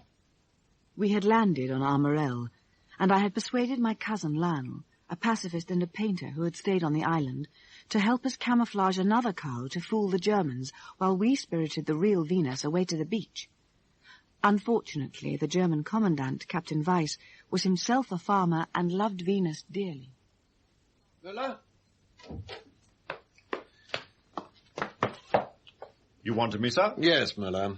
I've had orders from Guernsey that the cow Venus is to be taken there tonight and then flown to Germany. So soon? Yes. Please instruct the cowman to take her to the harbour at 5:30. I understand, sir. I had hoped to keep her here until she calved. Still, what can one do? Propaganda is greater than progeny. Perhaps you won't miss her so much, sir. Apparently there is another Venus on the island. Another Venus? What do you mean? This is not a cow, but a lady, a most beautiful lady. Young, strange, and beautiful. Really? Who is she? That I have tried to find out, but nobody knows. Every man in the working party saw her this morning. Why was I not informed of this? I told the medical officer at lunchtime, but you were not there. I was going to... My God. Well, what is it? Sir, there is another thing. I wonder if... If what? Well, speak up. This morning, some of our soldiers were drinking coffee in the Estaminet des Anges when the old man Jean came in. He was very drunk, and he shouted at them that the war was over, and that he had seen the sister of the suzerain. Could it be possible? And I am told nothing of these happenings. Why not? Sir, the soldiers paid little attention. The old man was very drunk, and they thought he was raving. Where is he now, this drunken man? I don't know. The provost of Armorel came and took him away. He is to be found and brought to me, drunk or sober. Sergeant Fogel! Yes, sir.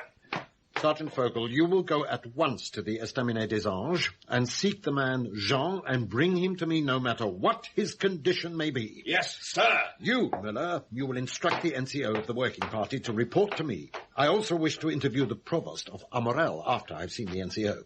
You understand? I understand, sir. Sir, do you think that... I think that you are a fool and that you may suffer harshly for your idiocy. Now go to your duty. In June 1939, I had given my brother Luke a photograph of myself in a plain silver frame. It stood on the dressing table in his bedroom at the Abbaye. Captain Weiss would not have needed to search very hard to find it, and although I was dressed in the photograph in all my finery, the soldiers from the working party would have been bound to recognize me. You sent for me, Monsieur le Commandant? Yes, I did. Sit down. There are two matters concerning which I require a full and immediate explanation. A stranger, a young lady, was seen at Armorel this morning. Who is this lady?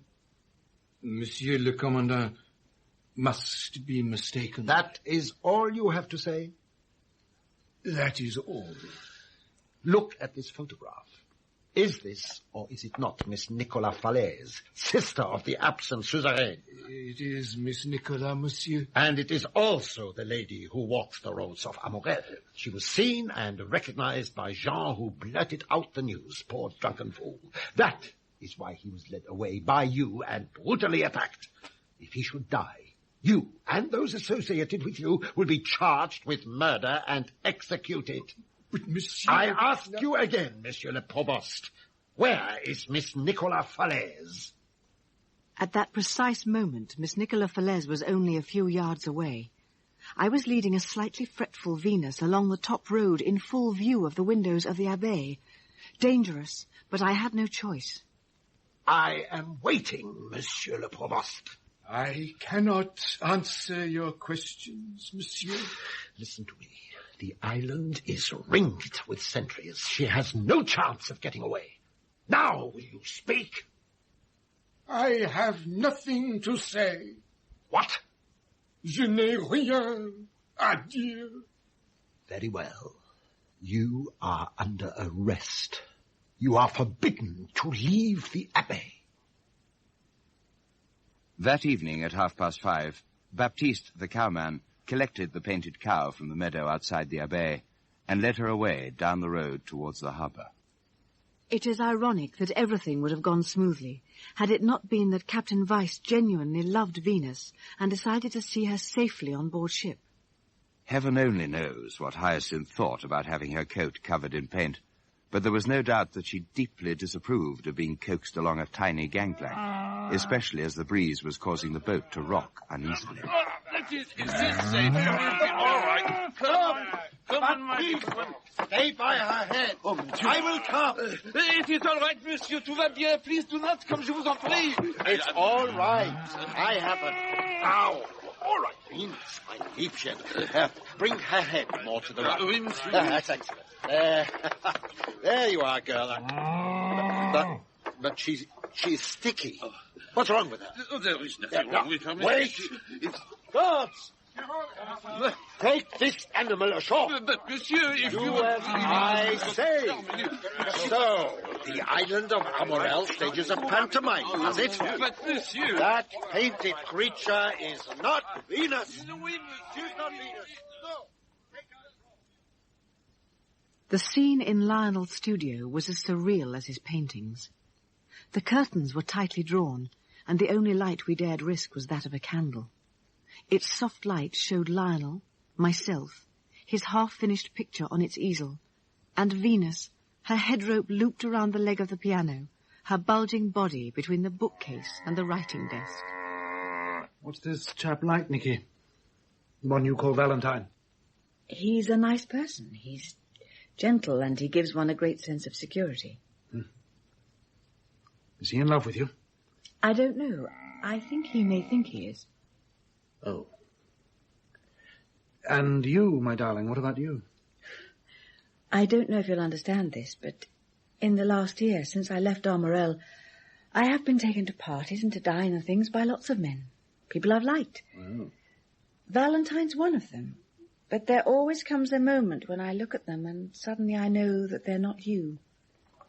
It's a great shock to a girl because one moment they're fun to be with and the next, well, they simply don't exist. That's what you've done to me, Lionel. That's what you'll always do to me. Oh, Nicky. But you mustn't think for one instant that I don't like Valentine, because I do, and if you weren't here, I could like him a lot more. Nicky, I don't know what's going to happen. We're all in danger. But all I want now is to take you in my arms and kiss you. Well, here I am. Oh, Nicky.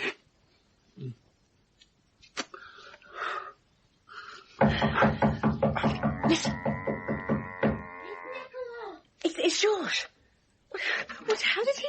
Miss Nicola, I knew you would have brought Venus here, but there is danger now. Great danger. Oh, why? What's happened? The Germans are searching every house on the island for you and for Venus. Miss Nicola, you must go. But, George, what will you do? Sergeant Vogel is in charge of the search party. I will tell him I've seen you by the Baie de Landine, and he will go there to search. At the top of the path to the Point de Joie, there is an old shed. Yes. There you'll be quite safe, and there I will come to you. But you must go now. Yes, we will. Now, on your way, George. I'll bring Venus. You'll better slip ahead, Nicky, and tell your boyfriends that we're on the way. I don't want them thinking I'm Sergeant Vogel and taking appropriate action. That's all right. If anything happens, hoot like an owl.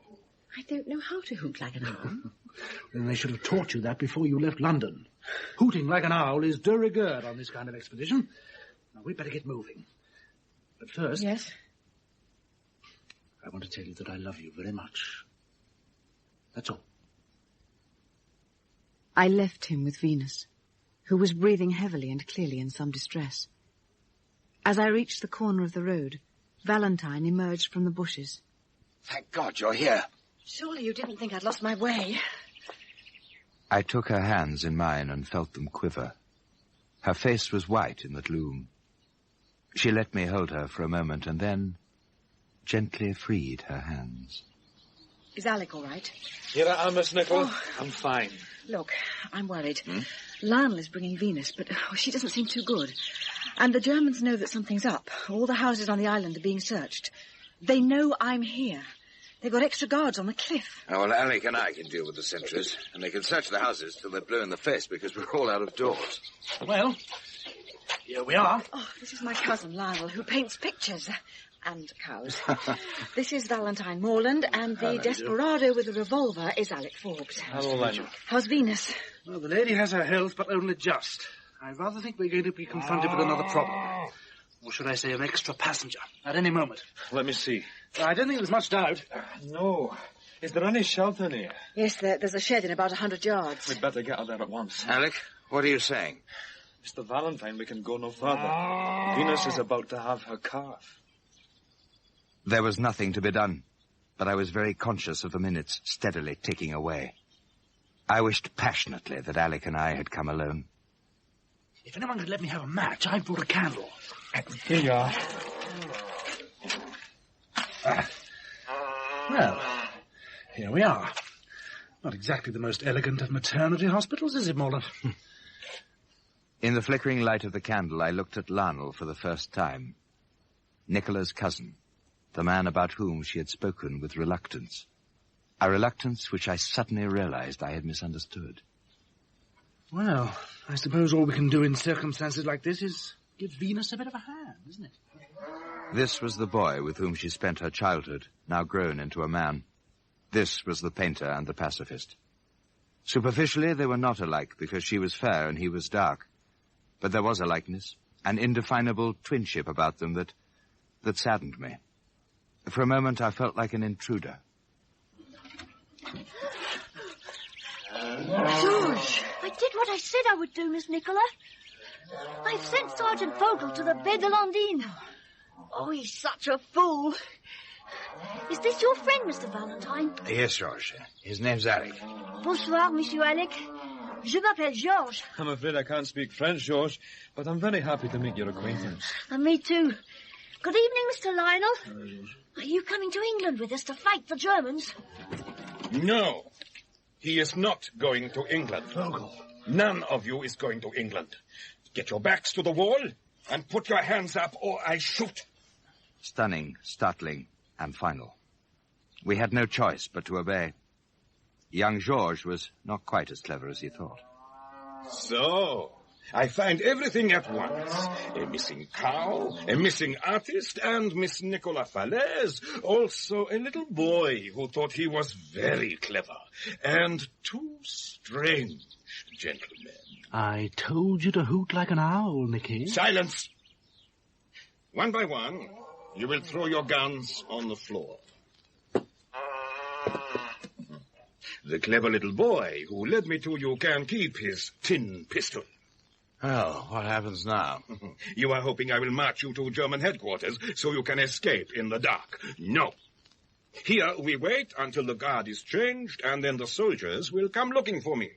May Miss Fallaize and Georges put their hands down? No. I understand.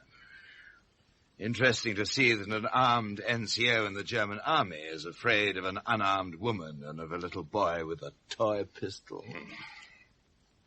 The woman and the boy may lower their hands. You and you will keep them up.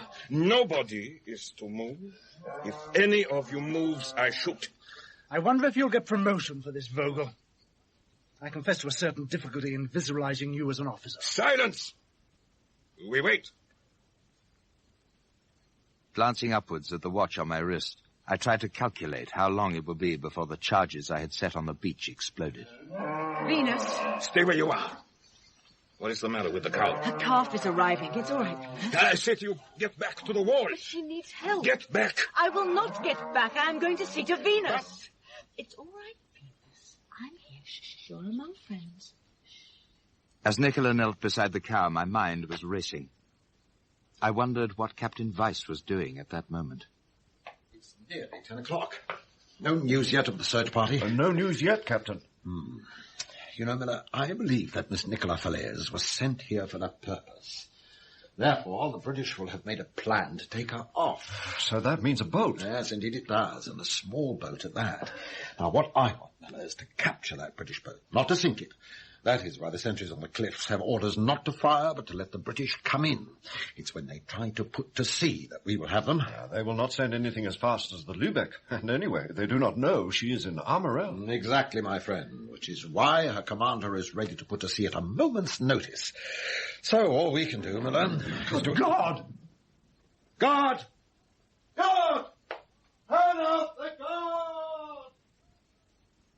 Before the explosion, the scene in the shed was unforgettable. Nicola was kneeling on the floor, completely absorbed in her task. The light of the candle showed the face of Sergeant Fogel, ever watchful, yet even he showing the merest trace of tenderness as he watched. And then the task was done. Now she can look after herself. Back against the wall, please. I knew I was tired, and yet I couldn't feel it. The living calf had been safely delivered. To Venus. A son. I looked at the calf, a wet bundle lying on the ground. Venus turned beside me and began licking the little body eagerly, lovingly. Our task was done. One other, perhaps the last one of all, remained. I looked across at Lionel, trying with all my strength to transmit an unspoken message to the man I loved and knew so well. I saw Nicola brush her hair from her eyes and smile at Lionel. He smiled back, and I could sense the bond between them. Then Nicola gathered the newborn calf in her arms, stood up, and turned to face Sergeant Fogel. Put the calf on the ground. What? I order you to put the calf on the ground. See how tiny and frail he is, Sergeant Fogel. Get back. Put that calf down. But I want to show it to you, Sergeant Fogel. It's a bull calf. The bull that my brother wanted Venus to bear. Venus's son is in my arms and alive. Put the calf down and go to the wall. If you do not do so, I will shoot. But you wouldn't shoot a little bull calf, would you, Sergeant? You only shoot women and children, not calves. Not this one, anyway. This is the one they want in Berlin, and I really don't... Gott in Himmel! Lionel was ready. Lionel had heard my unspoken message. Lionel had understood. Ooh, bruised my knuckles. Well, for a pacifist, you possess a quite remarkable uppercut. Yes. I'm afraid my instincts rather overcame my principles. Well, worse than that, I confess I rather enjoyed it. I've owed Vogel that wallop for some time. How's the patient, Alec? I think his jaw's broken, Mr. Valentine. Better time up. Now, George. Monsieur? Now, there's a sentry on the Pointe de Joie. Do you think you can dodge him? Me? Of course I can. I know him. He's a nice man. His name is Johann. You do have odd friends. Now then, run like blazes to the Pointe de Joie. You'll find a British ship lying off the shore and a man with a big black beard on the beach. Yes. Now then, tell him we're coming. All of us. Yes, monsieur. Alec, have you got the telephone wire? I have. Good. Well, off you go, George. I'm going. We're coming close behind. Right, monsieur. Alec, how soon will Venus be able to walk? No, if we take it easily. If I carry the calf, she'll follow. But isn't it heavy? No, of course not. I can manage. Alec, you can look after Fogel. If he shouts or tries to make a break, shoot him. I will. Venus ought to be milked out at once, but we'll have to do that when we get her aboard. Come on, Fogel. Oh. On your feet. And so our strange little cavalcade set off, while I secretly prayed that Georges would get to the beach in time, and that trawler Langley, in spite of the orders I had given him, would still be there. As we made our way through the darkness towards the cliffs, Lionel dropped back and motioned me to do the same. Morland. Yes? You know the provost's been arrested. Yes, I know. But they can't pin anything on him. Oh, can't they? Baptiste was spotted when he tried to palm off the painted hyacinth as Venus, so he's in trouble too. Quite a lot of people on this island will be in trouble when you've gone. When we've gone? I'm not coming with you, Morland. I see. Tell me one thing. What? I only know you as Lionel. What's your other name? My name is Lionel Fallaize. Ah. You see how it is? Yes. Yes, I see how it is.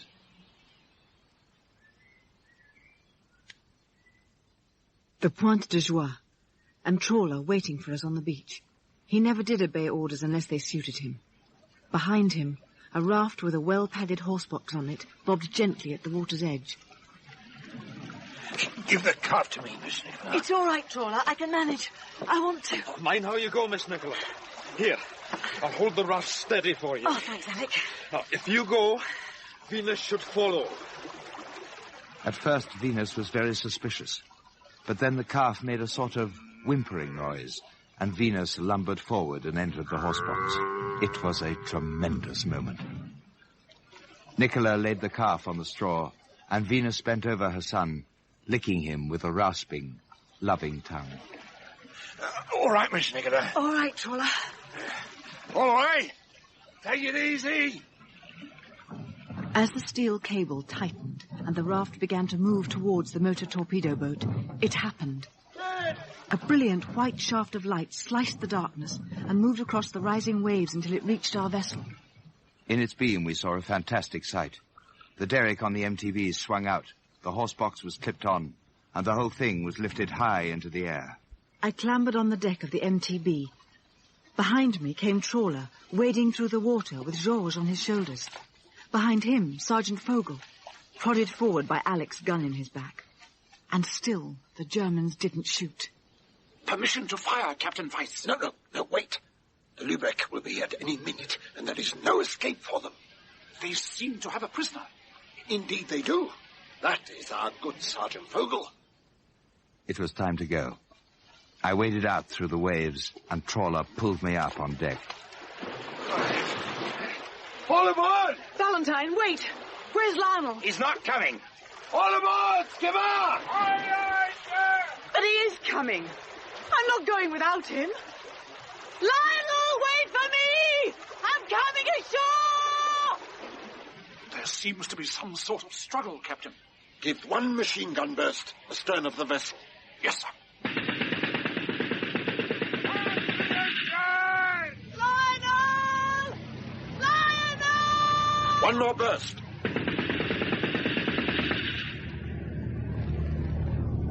Here comes the Lübeck. Thank God for that. We've got them.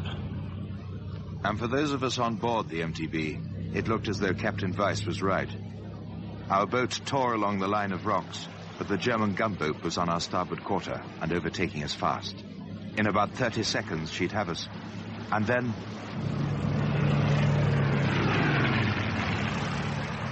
Then I heard them. 3 hurricanes in line ahead dived out of the racing clouds and swept the decks of the gunboat with bombs. Uncle George and the RAF had kept their appointment. Stand by, everybody! Trawler was magnificent. He stood at the wheel of the MTB like some ancient pirate. And as the bombs hit the German gunboat, Trawler swung our boat hard to port and drove like an arrow for the suicidal channel of the Couloir du Diable. Hold your hands hard! We're going through! The wind and spray drove the breath from our bodies. Here we go!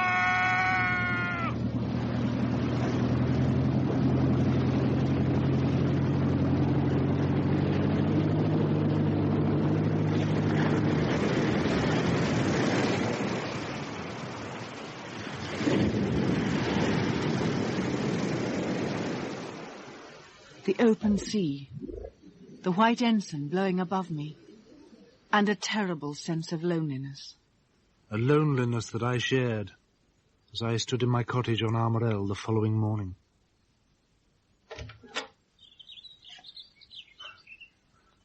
Good morning, Vice.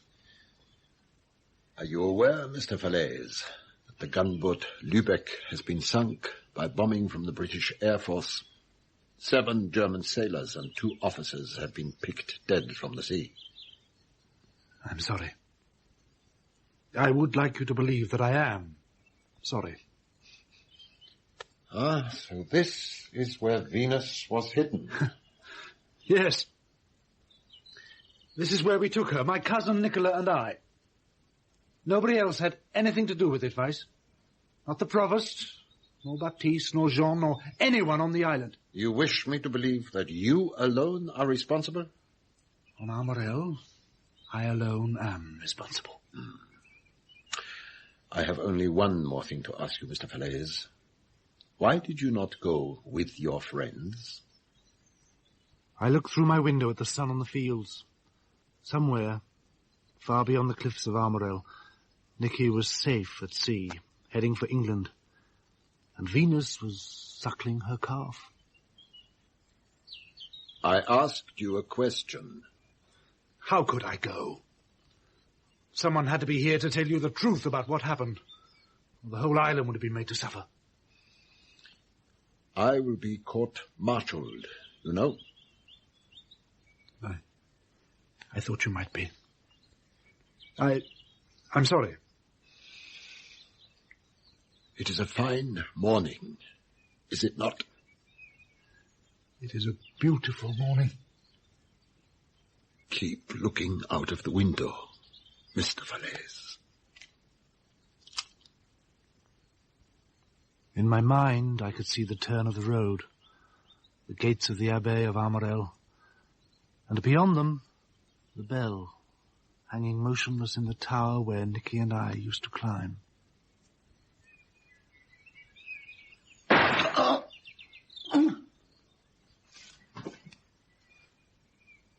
God forgive me, my friend. But better this way than to die at the hands of the Gestapo.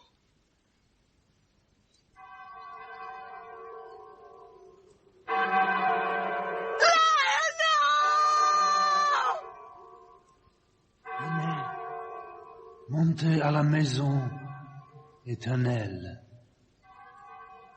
Venez. Montez. Nicola. It's all over. It's finished.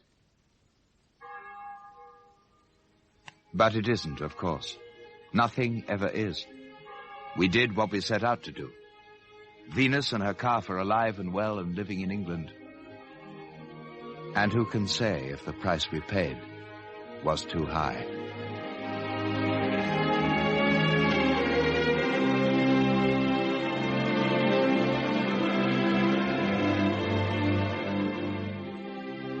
In the final part of Appointment with Venus by Jerrard Tickell, dramatized for radio by Michael Bartlett, Karen Archer was Nicola Fallaize, David Collins, Lionel, Michael Cochrane, Major Valentine Morland, and Frederick Yeager, Captain Vice.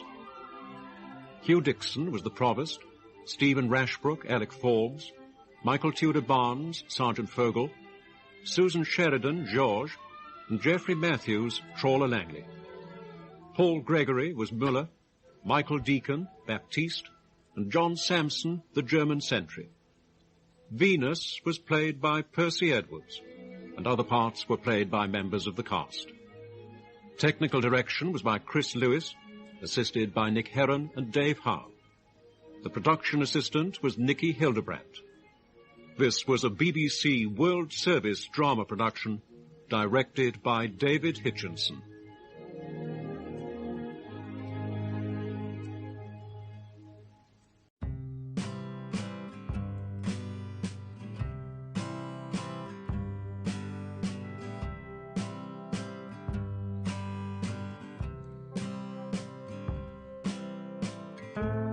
Throughout the week, BTC Radio and Audiobook channel brings you the best adventure mystery dramas on the air. So hear action-packed, fast-moving plots to hold your interest right up to the smashing climax on such thrilling programs as Big Town, Mr. District Attorney, The Big Story, and Dragnet, every week on most of this BTC Radio and Audiobook channel.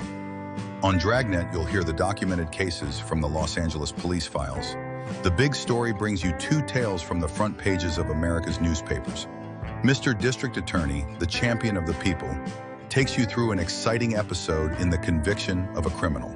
We have series of Philip Marlowe, Pat Novick, Boston Blackie, Nick Carter, and many more. So stay tuned. Do not forget to subscribe to our channel and press the like button. For daily update, click the bell icon for our latest post and new episode uploads. Please not forget to share with your friends and family. And if you'd like to support us, scan the PayPal QR code on your screen. Every donation helps us restore and upload more rare episodes just like this one.